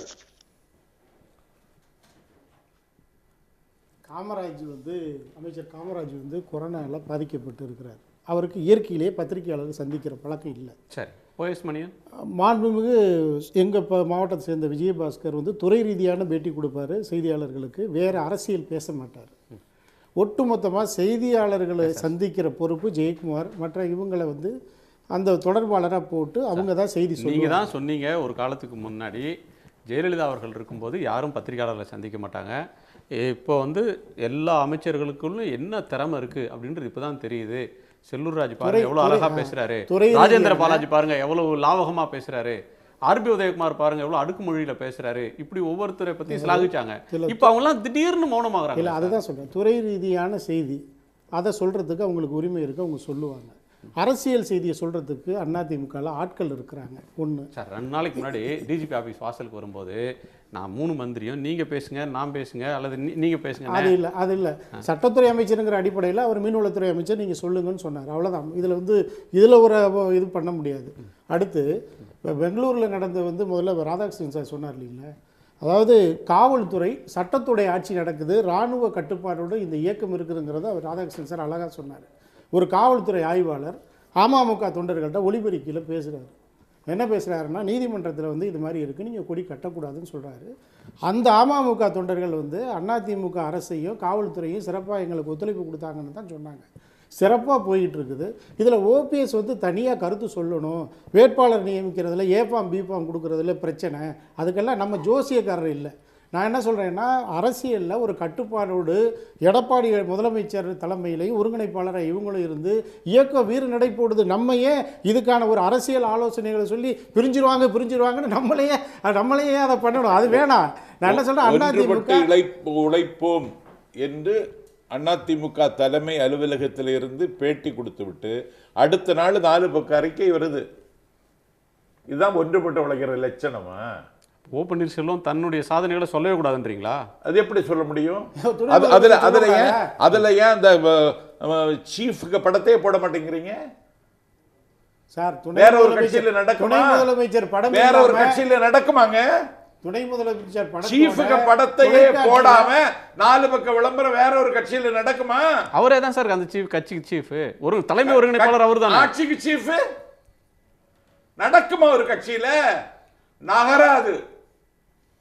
நீங்க ஆசைப்படுறீங்க, அதெல்லாம் இல்ல. ஒரு முதலமைச்சரை தனித்தனியா விளம்பரம் கொடுக்கறது ராணுவ கட்டுப்பாடா?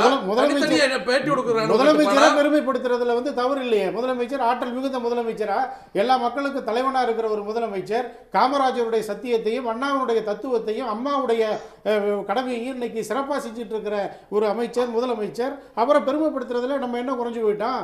சிறப்பாக போயிட்டு இருக்கு. எங்க கட்சிக்காரங்க ஒத்துக்கிறாங்க, துணை ஒருங்கிணைப்பாளர் ஒத்துக்கிறாங்க, பொதுக்குழு ஒத்துக்குது. உங்களுக்கு என்ன அதுல தயக்கம்னு எனக்கு புரியல. நான் கர்ணன் நாட்டுக்கு ஒரே ஒரு கேள்வி கேட்க விரும்புறேன். சரி, அம்மாவினுடைய அந்த நினைவிடம் தான் வேலைப்பாடு நடக்குது. எம்ஜிஆர் ஏன் சார் சரி வச்சிருக்கிறீங்க? எம்ஜிஆருடைய நினைவிடத்தை தொண்டர்கள் பார்க்க கூடாதா? அதாவது நீங்க குழப்பங்களை ஏற்படுத்துறதுக்காக நினைவிடம் வேலைப்பாடு நடக்குது. சரி, ஒத்துக்கலாம். நீங்க சொல்ற பொய்யெல்லாம் நாங்க ஒத்துக்கிறோம் வைங்களேன். எம்ஜிஆருடைய இந்த கட்சியினுடைய அனைத்து இந்திய அண்ணா திராவிட கழகத்தினுடைய அந்த நிறுவன தலைவருடைய எங்களுடைய தெய்வத்தினுடைய அவருடைய அந்த நினைவிடத்தை சிறைப்படுத்தி வச்சிருக்கீங்க. அமமுக போய் நினைவிடத்துல போய் வணங்க போகுது, அதனால நாங்க தடுக்க போறோம் நாங்க ஒரு காலமும் சொல்லல. அந்த இருக்கிற வேலைப்பாடுகளை இன்னும் சிறப்பாக அதிமுக அலுவலகத்துக்கு இல்ல கடக்கோடி தொண்டனுடைய சொத்தான அதிமுகவினுடைய கடக்கோடி தொண்டனுடைய சொத்தான அந்த அலுவலகத்துக்கு எது சார் மும்பிட்டு காவல்துறை குமிச்சு வச்சிருக்கீங்க? என்ன அவ்வளவு பயம் உங்களுக்கு? பயம் இல்ல இல்ல இந்த பயம் தியாக தலைவி சின்னமா தமிழக மண்ணிலே கால் பதிச்சுட்டாங்க. வைப்ரஷன் ஆயிடுச்சு. நாளைக்கு நடக்கும். அண்ணன் நாஞ்சில் சம்பத் சொன்னது போல நாளைக்கு பாருங்க ஓபிஎஸ் என்ன சொல்ல போகிறார், ஒரு சில அமைச்சர்கள் என்ன சொல்ல போறாங்க, யார் சந்திக்க போறாங்க. நாளைக்கு பாருங்க.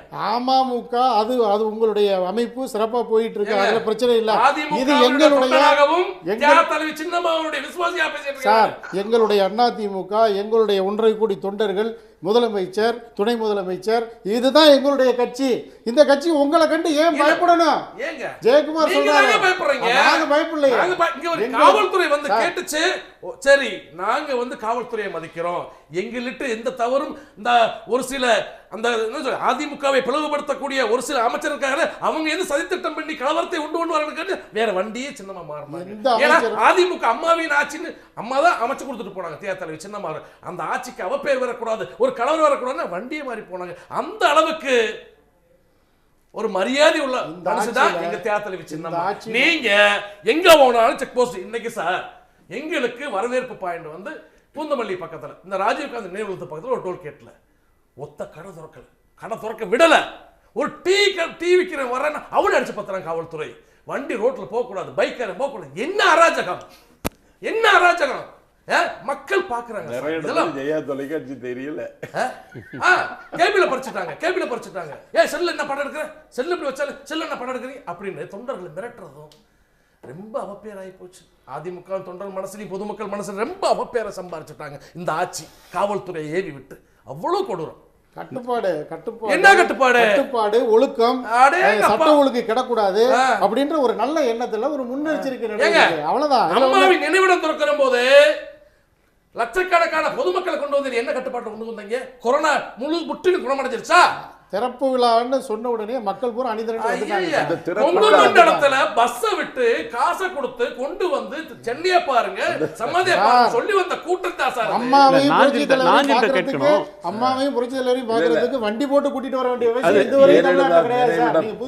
ஜெயலலிதா நினைவிட திறப்பு விழாவில் ஒரு அதிசயம் நடந்தது. என்ன தெரியுமா? ஜெயலலிதா நினைவிட திறப்பு விழாவுக்கு வந்தவர்கள் கலைஞர் நினைவிடத்துக்கு போய் அஞ்சலி செலுத்தி விட்டு போனார்கள். ஊடகங்களும் பத்திரிகைகளும் அதை கண்டுகொள்ளவில்லையா? அதுக்கு முக்கிய ஊடகங்கள்ல செய்தி வந்துச்சு. அப்ப அந்த கூட்டம் யாரு? அதிமுக தொண்டர்களுக்கு திமுகவோட தலைவர் மேல மதிப்பு இருக்க கூடாது. அவர் மறைந்த தலைவர்கள் மேல மரியாதை வைக்கிறது இயல்பு தானே. மறைந்த தலைவர்களை காயப்படுத்துகிற ஒரு மாசுபடிந்த கலாச்சாரத்தை புதுப்பிக்க துடிக்கிற சில சக்திகளுக்கு மத்தியில் மக்கள் இப்படி இருக்காங்க. அதனால எடப்பாடி இன்னைக்கு எத்தனை குட்டிக்கரணம் போட்டாலும் அவர் தன்னுடைய இருப்பை தக்க வைத்துக் கொள்ள முடியாத நெருக்கடியை சந்திக்க போகிறார். அதிமுக எழுதி கொடுத்திருக்காங்க, தொடர்ந்து அவர்தான் முதலமைச்சர். அதிமுகவுடைய தொண்டர்களும் எழுதி கொடுத்துட்டாங்க சார். ஓபிஎஸ் அடுத்து எடப்பாடி.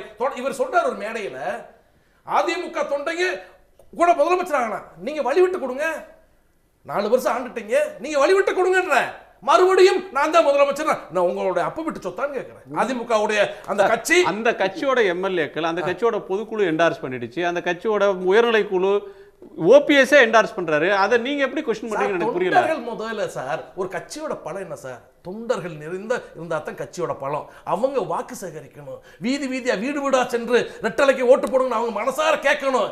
இந்த தலைமையை நினைச்சலாம் கேட்கவே மாட்டாங்க. அதுக்கு தியாக தலைவி சின்னமா சம்பத் அவர்கள் சொன்ன ஒரு புள்ளியில தான் நீங்க தொடறீங்க. அது ஜெயலலிதா அவர்களுடைய நினைவிடத்தை பார்வையிட வந்தவங்க கலைஞருடைய நினைவிடத்துக்கும் சென்று மரியாதை செலுத்திட்டு போனாங்க, அது ஒரு நல்ல பண்பாடுன்றீங்க. இன்னொரு பக்கம் அவர் வந்து தொண்டர்களுக்கும் தலைமைக்குமான, இப்போ இருக்கிற அதிமுக தொண்டர்களுக்கும் தலைமைக்குமான இடைவெளி இருக்கு, தொண்டன் வேற ஒன்றை சிந்திக்கிறான், தொண்டர்கள் தலைமையோட இல்லைன்னு திரு கர்ணன் சொல்றாரு.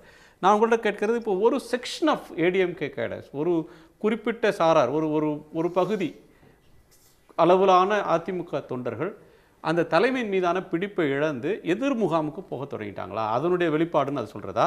நீங்க இப்படி சொல்லும் போதே ஆர்கே உங்க கருத்தை ஏற்றுக்கொள்ற ஆர்கே ராதாகிருஷ்ணன் சொல்றாரு இல்லாமல் போய் கொண்டிருக்கிறார்கள். அதுக்கு என்ன காரணம்னா, ஒரு கசப்பான அனுபவத்தை சொல்றேன். அதிமுகவில் ஒன்றிய செயலாளராக இருக்கிறவர்களுடைய மகள் கூட ஒரு சத்துணவு அமைப்பாளர் பதவிக்கு 5 லட்சம் கொடுக்காமல் வாங்க முடியாது. உங்களுக்கு feed the military man capture the nation. நீங்க யாருக்கு ஃபீடு பண்ணணுமோ நீங்க அவங்க கழுத்திலே கை வைக்கிறீங்க. எனக்கு இந்த அனுபவம் இருக்கு, அது வேற. ஆனால் இன்னைக்கு அதுதான் நிலவரம். அதனால எடப்பாடியையும் மந்திரி பிரதானிகளையும் ஏற்றுக்கொள்ளுகிற நிலையில அதிமுகவினுடைய தொண்டர்கள் இல்லை என்பதை கையூட்டு வாங்காம, எந்த பதவிக்கு இதுதான் பேரம் பேசாம, அம்மா வகுத்த வழியில டிஎன்பிசி மூலமாகவும் நேரடி நியமனம் மூலமாக அது பணம் வாங்கல் கொடுக்கறது அதிமுக ஆட்சியில கிடையவே கிடையாது. ஒரே மினி மருத்துவமனைன்னு ஒன்று ஆரம்பிச்சாங்கல்ல, இந்த ஒரு சமுதாய கூடத்தை கூட அதுல எவ்வளவு ஊழல், திரு ஆர்கேட்ட கேட்கணும். திரு ஆர்கே ரவீந்திரன் துரைசாமி அவர்கள் சொல்றது, அதிமுக அமமுக இந்த ரெண்டும் வெவ்வேறு கட்சிகள் தான், ரெண்டுக்குமான வாக்கு அஜெண்டாவும் வேற, தோன்றிய இடம் ஒன்றா இருக்கலாம், இன்னைக்கு அவங்க பயணிக்கிற திசை வேற, யாராவது வலுக்கட்டாயமாக சேர்க்கணும்னு நினைச்சாலும் அது சேராது, வாக்கு வங்கியே வேற அப்படின்றது அவங்க சொல்றது. க்ளோஸ் சாப்டர் அப்படின்றாரு. நீங்க சசிகலா அவர்கள் வலுப்பெற்று திமுகவையே எதிர்கொள்ளக்கூடிய சக்தியா வருவாங்க அப்படின்னு நீங்க கணிக்கிறீங்க. இந்த ரெண்டு பார்வையை எப்படி புரிஞ்சுக்கிறது? அமமுகவினுடைய நோக்கம் தினகரன் மிக தெளிவாக விளக்கி இருக்கிறார். அது வந்து அதிமுகவை கைப்பற்றுவதுதான். அதாவது கட்சி வந்து மறுபடியும் தொண்டருடைய கைகளுக்கு இல்லை என்றால் தன்னுடைய கைகளுக்கு வர வேண்டும் என்ற ஒரு இடத்துல இருந்து அவர் பேசிக் கொண்டிருக்கிறார். அப்போ அது ஒரு செட்டில்டு இஷ்யூவாக நான் பார்க்கவில்லை, அவரும் பார்க்கவில்லை, சசிகலாவும் பார்க்கவில்லை. சசிகலாவும் அதைத்தான் குறிப்பிட்டுக் கொண்டிருக்கிறார். அதிமுகவை கைப்பற்ற வேண்டும் என்ற ஒரு இடத்துல இருந்தார், அவரும் பயணித்துக் கொண்டிருக்கிறார். இல்லை என்றால் இவ்வளவு பெரிய ஒரு ஷோனுடைய அவசியம் கிடையாது. அவர் வந்து ஒதுங்கி இல்ல அடுத்து மறுபடியும் ஜெயில போட்டுருவாங்களே, கேஸ் வந்துருமே அப்படின்லாம் நினைச்சாங்கன்னா சும்மா ஒரு ஃபிளைட் பிடிச்சி இங்க வந்து அவருடைய அந்த டி நகர்ல இருக்கிற வீட்டுல போய் தங்கி இருக்கலாம். அது இல்ல இங்க பிரச்சனை இதுதான். அதிமுகவை கைப்பற்ற வேண்டும். அதற்கான ஒரு ஃபர்ஸ்ட் ஒரு என்ன தேவை என்று பாத்தீங்கன்னா, இந்த தேர்தலை தள்ளி வைக்க வேண்டும். இல்லைன்னா தேர்தலை தள்ளி வைக்கவில்லை என்றால் நிச்சயமாக அது சான்ஸே கிடையாது. ஏனென்றால் இந்த தேர்தலில் எடப்பாடி பழனிசாமி ஓபிஎஸ் கூட சேர்த்துக்கலாம், அந்த கட்சியிலேயே இப்போதைக்கு சேர்த்துக்கலாம். அடங்குனா அந்த அதிமுக வந்து கணிசமான இடங்களில் வந்து வென்று விட்டால், அதாவது 2006ல அதிமுக வென்ற மாதிரி ஒரு 60க்கு மேலான சீட்டுகள் வந்து விட்டால் நிச்சயமாக அந்த அதிமுக வந்து வலுவான ஒரு கட்சியாக நீடிக்கும். அதன் பிறகு வந்து சசிகலானுடைய இம்பார்ட்டன்ஸும் ரெலவன்ஸும் வந்து மிக மிக கம்மியாக போய்விடும் என்று அவர்கள் அறிவார்கள், நிச்சயமாக அனைவரும் அறிவோம். அப்ப அந்த ஒரு நிலையிலிருந்து பார்க்கும்போது எப்படியாவது இந்த தேர்தலை தள்ளி வைக்க வேண்டும். தேர்தலை தள்ளி வைக்க வேண்டிய ஒரே ஒரு யுக்தி என்று பாத்தீங்கன்னா இப்ப வந்து இந்த ஓட் ஆன் அக்கௌண்ட்ல வந்து எப்படியாச்சும் அரசாங்கத்தை கவனிக்க வேண்டும் என்றதான் என்னுடைய மனத்துக்கு படுகிறது. வேறையும் பல யுக்திகள் இருக்கலாம், என்னவென்று எனக்கு தெரியாது, எனக்கு யோசிக்க முடியவில்லை.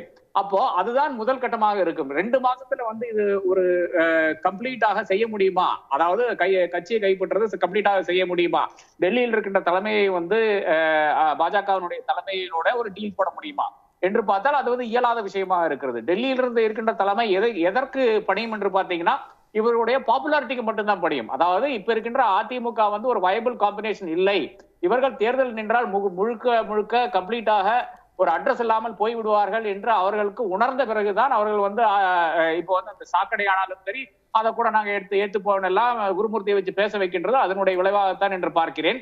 அது வந்து அவங்க ஜனவரியிலே கண்டாங்க. அதுதான் முக்கியமான விஷயமாக நான் பார்க்கிறேன். பாஜக வந்து நாம இப்போ பேசிக்கொண்டிருக்கிறத வந்து அவங்க ஜனவரியில கண்டாங்க, குருமூர்த்தியை வந்து பேச வைக்கிறாங்க. அதைத்தான் நாம பேசிக்கொண்டிருக்கிறோம்.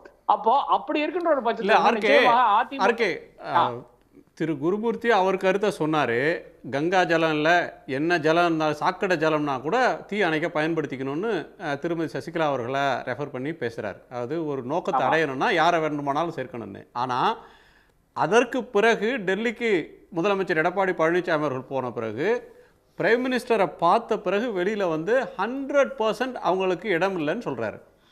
ஸோ இது வந்து பிஜேபியோட சம்மதம் இல்லாமல் இந்த கதவை அடைப்பாரா? பிஜேபியோட சம்மதம் இணைப்புக்கானது அவங்களுடைய இலக்கு, 2 பேரும் சேர்த்து வைக்கிறது அவங்க அஜெண்டான்னா முதலமைச்சரால் அந்த டெல்லியில் உட்காந்து அப்படி பேச முடியுமா, சொல்லியிருக்க முடியுமா? இல்ல, பாஜகவை பொறுத்தவரை அவர்கள் என்ன வேணா பேசலாம். இப்ப பல தகவல்கள் வந்து கொண்டுதான் இருக்கிறது. பாஜக வந்து எல்லோரும் கூடயும் பேசிக்கொண்டுதான் இருக்கிறது, எல்லாருக்கும் சுவாரஸ்யமான தகவல்கள் வழங்கி கொண்டுதான் இருக்கிறது. அனைவரும் எங்கள் கூட தான், நீங்க அதிகாரத்துக்கு வந்தாலும் பரவாயில்ல, திமுக வந்தாலும் பரவாயில்ல என்றெல்லாம் பிரைவேட்டாக பேசிக் கொண்டிருக்கிறார்கள். ஆனால் அதன் பிறகு இப்ப மதுரையில் ஒரு விழா நடந்தது இல்லையா, ஜெயலலிதா அம்மையாருடைய அந்த சிலை திறப்பு விழா, அதுல வந்து ஓபிஎஸ் சிபிஎஸ் கலந்திருந்தார்கள். அப்போ அதுக்கு நடுவுல வந்து விஜயபாஸ்கர் திடீர் என்று டெல்லிக்கு போக வேண்டிய அவசியம் என்ன, அவர் நட்டாவை சந்திக்க வேண்டிய அவசியம் என்ன, பாக்கி இருக்கின்ற ஹர்ஷவர்தனை சந்திச்சா நமக்கு வேணா புரியும். துறை ரீதியா சந்திக்கிறதுல போய் சந்தேகம் கொள்ளக்கூடாது சார்.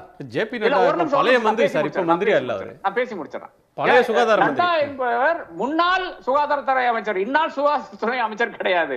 இன்றைக்கு வந்து அவர் கட்சியினுடைய பழைய நட்பு கூடாதா? ஹர்ஷவர்தனை பார்த்தா நான் வேணா புரிஞ்சு கொள்ளலாம், அது பிரச்சனை கிடையாது. ஏனென்றால் சுகாதாரத்துறை இபிஎஸ் ஓபிஎஸ் ஒரு அஜெண்டால இருந்தாலும் தனித்தனியாகவே, அதாவது விஜயபாஸ்கர் தனியா பார்த்தாரு, அதற்கு பிறகு செல்லூர் ராஜும் உதயகுமாரும் தனியா போய் பார்த்தாங்க. ஸோ ஒரே அமைச்சரவையில் இருந்தாலும் ஒவ்வொருத்தருக்கும் வெவ்வேறு வியூஸ் இருக்குன்னு சொல்ல வரீங்களா? கணக்குகள் வெவ்வேறு கணக்கு இருக்குன்னு சொல்றீங்களா? இல்லை, எல்லாருக்கும் ஆசை வந்துடுச்சு. என்ன சார் இடத்துக்கு மேல அவ்வளவு சாதாரண இடமா அது? அந்த இருக்கை அவ்வளவு சாதாரண? உதயகுமாருக்கு வந்தாச்சு, ஜூனியர்களிடம் பார்த்தீங்களா போன வாரம், அந்த ஆசை வேலுமணிக்கு வந்தாச்சு, தங்கமணி அது எனக்கு தான் தகுதி இருக்குன்னு சொல்லியாச்சு.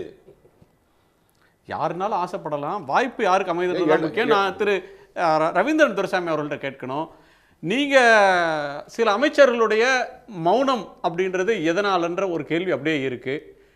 ஓபிஎஸ் முதலமைச்சர் வேட்பாளரை முன்மொழிந்த பிறகும் இரட்டை இலையில தனக்கு இருக்கிற பிடியை விட்டு கொடுக்க மாட்டாருன்னு நீங்க சொன்னாலும், தனியா அவரை தன்னை முன்னிறுத்தி நிகழ்கால பரதன் அப்படின்னு தொடங்கி விசுவாசமிக்க முதலமைச்சர் அப்படின்னும் தன்னை ப்ரொமோட் பண்ண வேண்டிய அவசியம் என்ன சார்? அவர் ஒரு எம்எல்ஏவா நிற்க போற ஒரு கேண்டிடேட். இந்த எலெக்ஷனை பொறுத்தவரை அவர் சீஃப் மினிஸ்டர் கேண்டிடேட் கிடையாது, ஒரு தொகுதியில் ஒரு எம்எல்ஏ கேண்டிடேட். அவர் எதுக்கு தமிழ்நாடு முழுக்க இவ்வளவு விளம்பரத்தை, யாருக்கு அவர் அந்த மெசேஜை சொல்றாரு? அப்போ இன்னும் செட்டில் ஆகலை அப்படின்னு பொருளா?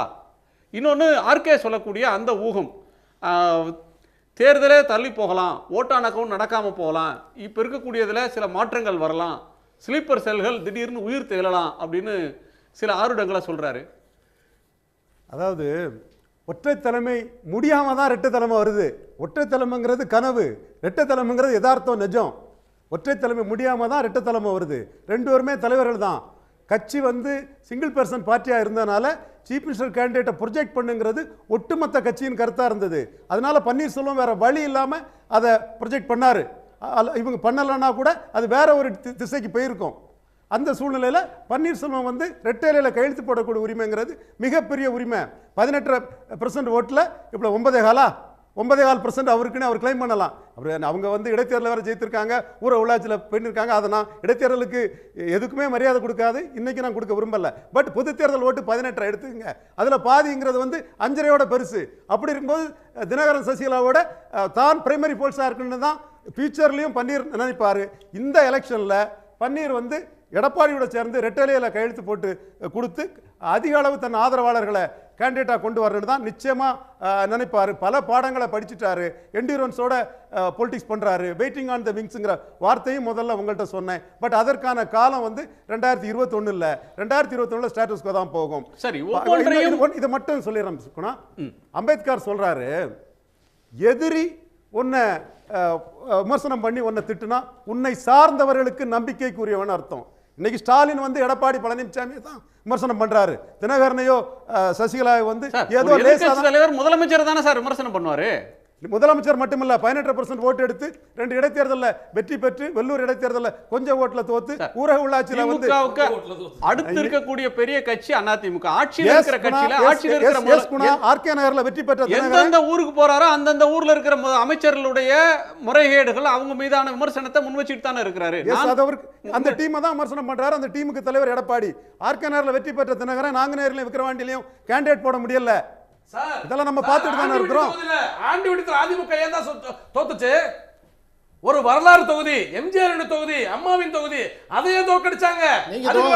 அதுதான் நான் சொல்றேன். 41% 10% ஸ்டாலினுக்கு போயிட்டு சீமானுக்கு 4, தினகரனுக்கு 5.5, இவரு கமலஹாசனுக்கு 4, ஒருத்தர்கிட்ட போகல, 4 திசையில போயிருக்கு. சசிகலாவை நீக்கி வச்சுட்டு 18 இபிஎஸ் ஓபிஎஸ் எடுத்திருக்காங்க. எல்லா டைனமிக்ஸே மாறிட்டு பிரிசனரா பாஸ்டா இருந்துகிட்டு திமுக அண்ணா திமுக அது பேசாதீங்க. ஸ்டாலினை இப்ப ஸ்டாலின் வெர்சஸ் அதர் சொல்லிட்டாப்ல. கனிமொழி ஸ்டாலின் கிடையான தலைவர் இல்லைன்னு சொல்லிட்டாப்ல. பிரிசனரா பாஸ்டா இருந்து கதைகளை பேசாண்டாம். இல்ல, ஒரு விஷயத்தை நான் கேட்க விரும்புறேன். இப்ப இந்த 18% வாக்கு எடப்பாடி வாங்கிட்டாரு. இதுல வந்து மறுபடியும் அவர் முதலமைச்சர் வேட்பாளர் வந்து மறுபடியும் முதலமைச்சர் ஆயிரும். நீங்க எது கனவு காண்றீங்களா இல்ல எடப்பாடி கனவு காண்றாரா? சரி கர்ணன், நான் சொன்னா முயற்சி பண்றான்னு தானே கர்ணன் சொன்னாரு. எப்படி சார், அம்மா உயிரோடு இருக்கும்போதே ஒரு தேர்தல்ல ஒவ்வொரு எம்எல்ஏக்களும் 1000 ஓட்டு, 2000 ஓட்டு, 500 ஓட்டு, 45 ஓட்டு, இப்படித்தான் 80% எம்எல்ஏக்கள் அதிமுகவில் இருக்கிறாங்க. பொறுத்திருங்க, காலம் முடிய பண்ணோம். நிச்சயமா 21 தமிழக முதலமைச்சர் எடப்பாடி தான் எதிர்த்து இது என்ன சார் நீங்க சொல்றீங்க? மறுபடியும் அவரு என்ன சார் தேனி கர்ணன், நான் முயற்சி பண்றதான் சொன்னேன், ரிசல்ட்டா சொல்லல. நீங்க சொல்றது உண்மை சார். மறுபடியும் தமிழகத்துடைய முதலமைச்சர் எடப்பாடியார் தான். முயற்சி பண்றான்னு தாங்க சொன்னேன். முயற்சி 1000 பேர் செய்யலாம், எது நடைமுறைக்கு வருதுன்னு பார்க்கலாம். சசிகலா தமிழகத்துக்கு வரும் நாளில் அதே வழக்கில் A3 A4 இளவரசி சுதாகரன் சொத்துக்களை அரசுடைமை ஆக்குறோம் அப்படின்னு தமிழக அரசு இன்னைக்கு கெசட்டில் அறிவித்து வெளியிட்டிருக்காங்க. அந்த நடவடிக்கை எதை காட்டுகிறது அப்படின்னு கேட்குறப்ப சட்ட ரீதியான நடவடிக்கை அப்படின்னு 9% பேரும், அரசியல் ரீதியான பதிலடி என 27% பேரும், இது ஒரு திட்டமிட்ட செயல் அப்படின்னு 61% பேரும், இது தவிர்க்க முடியாத ஒன்று சுப்ரீம் கோர்ட்டோட தீர்ப்புன்றது 3% பேரோட கருத்தாக இருக்குது. நான் திரு நாஞ்சில் சம்பத் அவர்கள்ட்ட கேட்கணும். இதில் சசிகலா அவர்களுடைய சொத்து, பினாமி சொத்துக்கள் அப்படின்னு வரப்போ A1 A2 அந்த சொத்துக்களை இன்னமும் பறிமுதல் பண்ணுற நடவடிக்கையில் போகலை, மாறாக இந்த நடவடிக்கை போயிட்டுருக்கு. இப்போது களம் அப்படின்றது திரு ரவீந்திரன் துரைசாமி முன்வைக்கிற பார்வை திரு ஸ்டாலின் வெர்சஸ் திரு எடப்பாடி பழனிசாமி, அதிமுகவோட முதலமைச்சர் வேட்பாளர். இப்படித்தான் விரியும் தமிழ்நாட்டோட தேர்தல் களம், இப்படித்தான் அடுத்து வரக்கூடிய மாதங்களில் இருக்கும் அப்படின்றது அவருடைய புரிதல். அது எப்படி இருக்கும் அப்படின்றது உங்கள் புரிதல் என்னன்னு நான் கேட்கணும். இன்னொன்று, இன்னைக்கு இருக்கக்கூடிய இந்த காலச்சூழல் அப்படின்ற ஒன்றில் இந்த இணைப்பு சாத்தியமில்லை அப்படின்னு வருகிற போது திமுக ஆட்சிக்கு வருவதை தடுப்பது அப்படின்ற ஒன்றை சசிகலா அவர்கள் எந்த அளவுக்கு பிரதானப்படுத்த முடியும்? ஓபிஎஸ் இப்படி பேசினாலும் விட்டு கொடுக்காமல் அங்கே தான் இருப்பார், அவர் தன்னோட பிடியை விட்டுத்தர மாட்டார் அப்படின்றத எப்படி புரிஞ்சு? அதாவது ஓபிஎஸ்னுடைய புதல்வர் ஜெயபிரதீப் சசிகலாவை வாழ்த்தி ஒரு செய்தி வெளியிடுகிறார். அதிமுகனுடைய ஒரே ரெப்ரசன்டேட்டிவ் ரவீந்திரநாத் வாஷிங்டனில் போய் நின்று கொண்டு ஐ ஆம் ஃப்ரம் மோடி லேண்ட் என்று சொல்லுகிறார். அவருடைய லெட்டர் பேடில் நாடாளும் பிரதமர் நரேந்திர மோடியினுடைய படத்தை வைத்திருக்கிறாரே தவிர ஜெயலலிதா அவனுடைய படத்தை கூட வைக்கல. இப்போது என்ன சிக்கல்னா, நாளுக்கு நாள் எடப்பாடியினுடைய செல்வாக்கு சரிந்து கொண்டிருக்கிறது. ஒரு முதலமைச்சர் என்கிற அதிகாரத்தில் இருக்கிற நீ இன்றைக்கு சசிகலா வருகிற நாளில் வேலூர் ராணிப்பேட்டை பிரச்சாரத்தை ரத்து செய்ய வேண்டிய அவசியம் என்ன? அச்சத்தில் உறைந்திருக்கிறார்கள். அவருடைய முகத்தை பார்த்தாலே ஒரு பீதி படிந்திருப்பதை நீங்கள் பார்க்க முடியும். அதனால அதிமுக உள்ளீடற்று வருகிறது, உருக்குலைந்து வருகிறது. வருகிற நாளில் அந்த கட்சி தன்னுடைய இருப்பை இழந்துவிடும். 200 விஷன் என்று சொல்லுகிற திமுக 234 என்கிற இடத்தை நோக்கி நகர்ந்து கொண்டிருக்கிறது.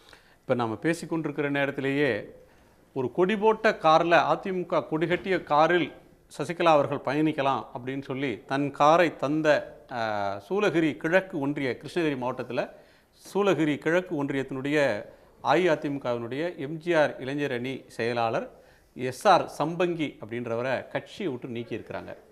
அதிமுகவோட ரியாக்ஷன்ஸ் இதில் உங்கள் கருத்தை நான் கேட்கணும்னு நினச்சேன்.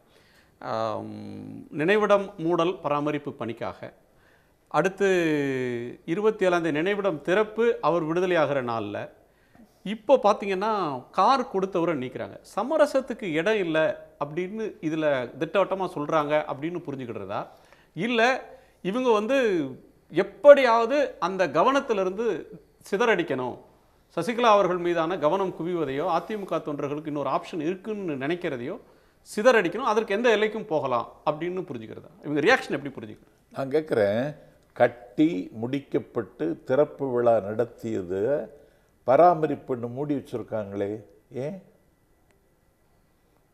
ஒரு பழைய சிதிலமான ஒரு கட்டிடத்தை பராமரிப்புக்குன்னு சொல்லி மூடி வச்சிருந்தா நியாயம். ஒரு நினைவிடத்தை கோடிக்கணக்கான ரூபாய் கொட்டி செலவழித்து திறந்ததை பராமரிப்பு என்ற பெயரால உலகத்தில் எங்கேயாவது இந்த அதிசயம் நடந்திருக்கா? பணி வேலை நடந்துட்டு இருக்கு சார். அது எப்படி சார்? அப்ப நீ ஏன் திறக்கிற? அதாவது நீ ஏன் திறக்கிற? நீ அவங்க வருகிற நாள் என்று சொல்லி திறக்கிறார்கள்.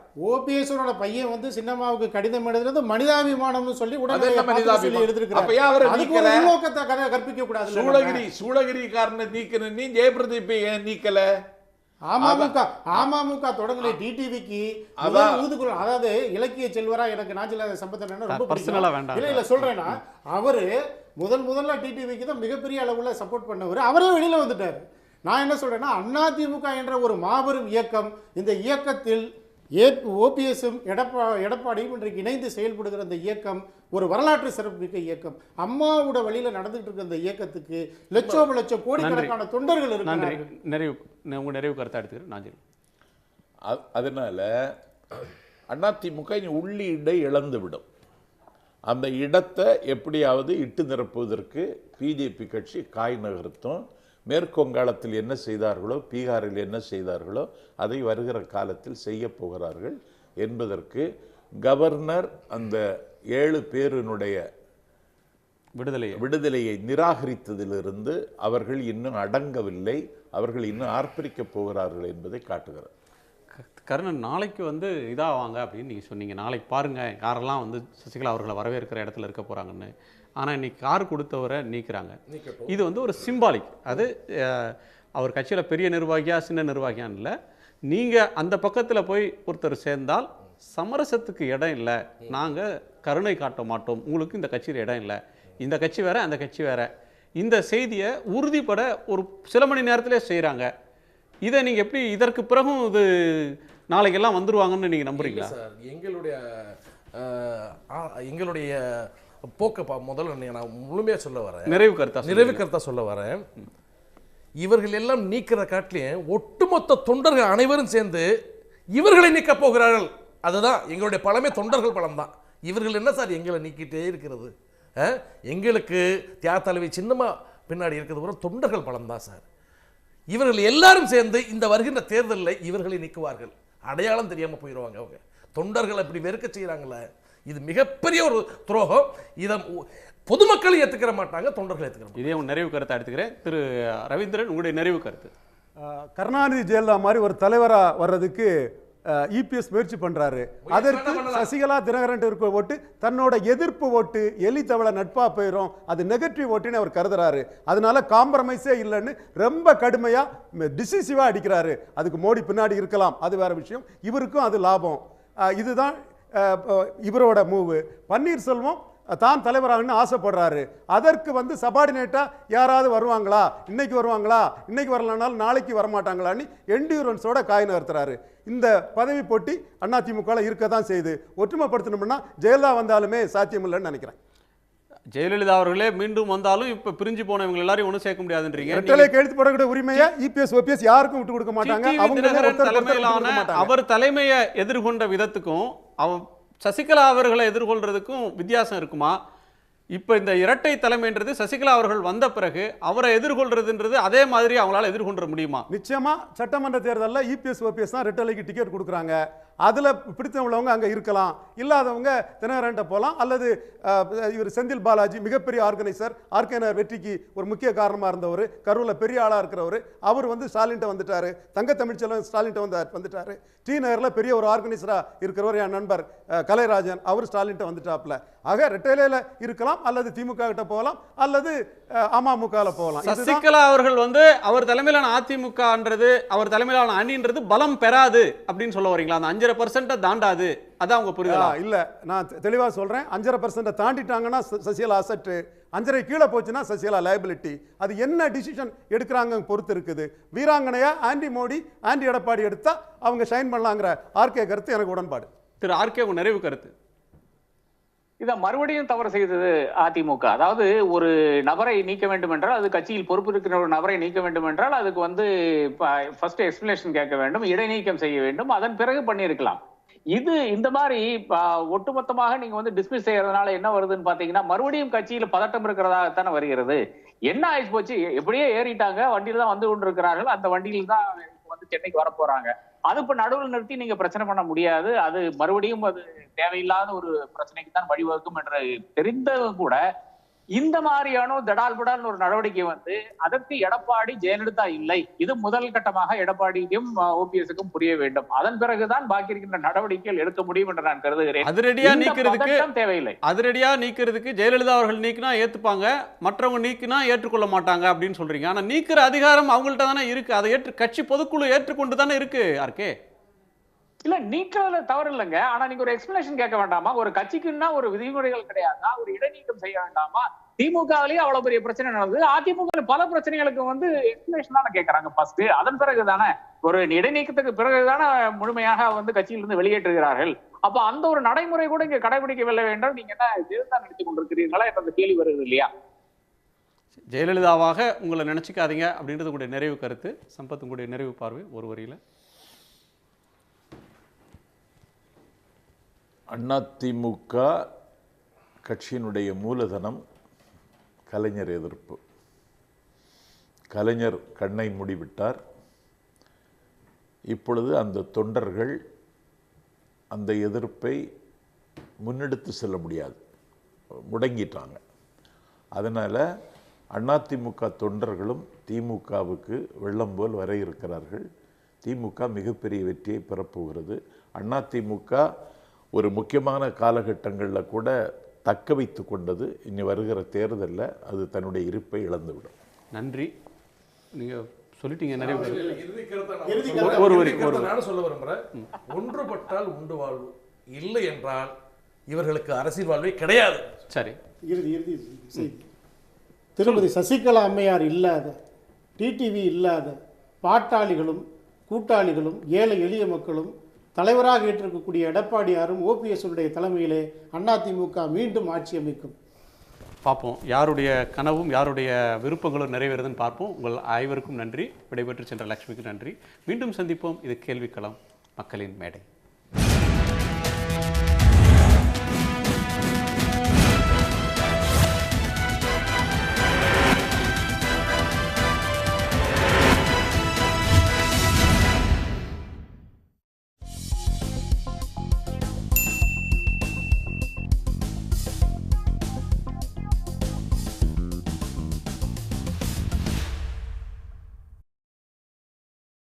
உடனுக்குடன் செய்திகளை தெரிந்து கொள்ள சன் நியூஸ் பெல் ஐகானை கிளிக் பண்ணுங்க.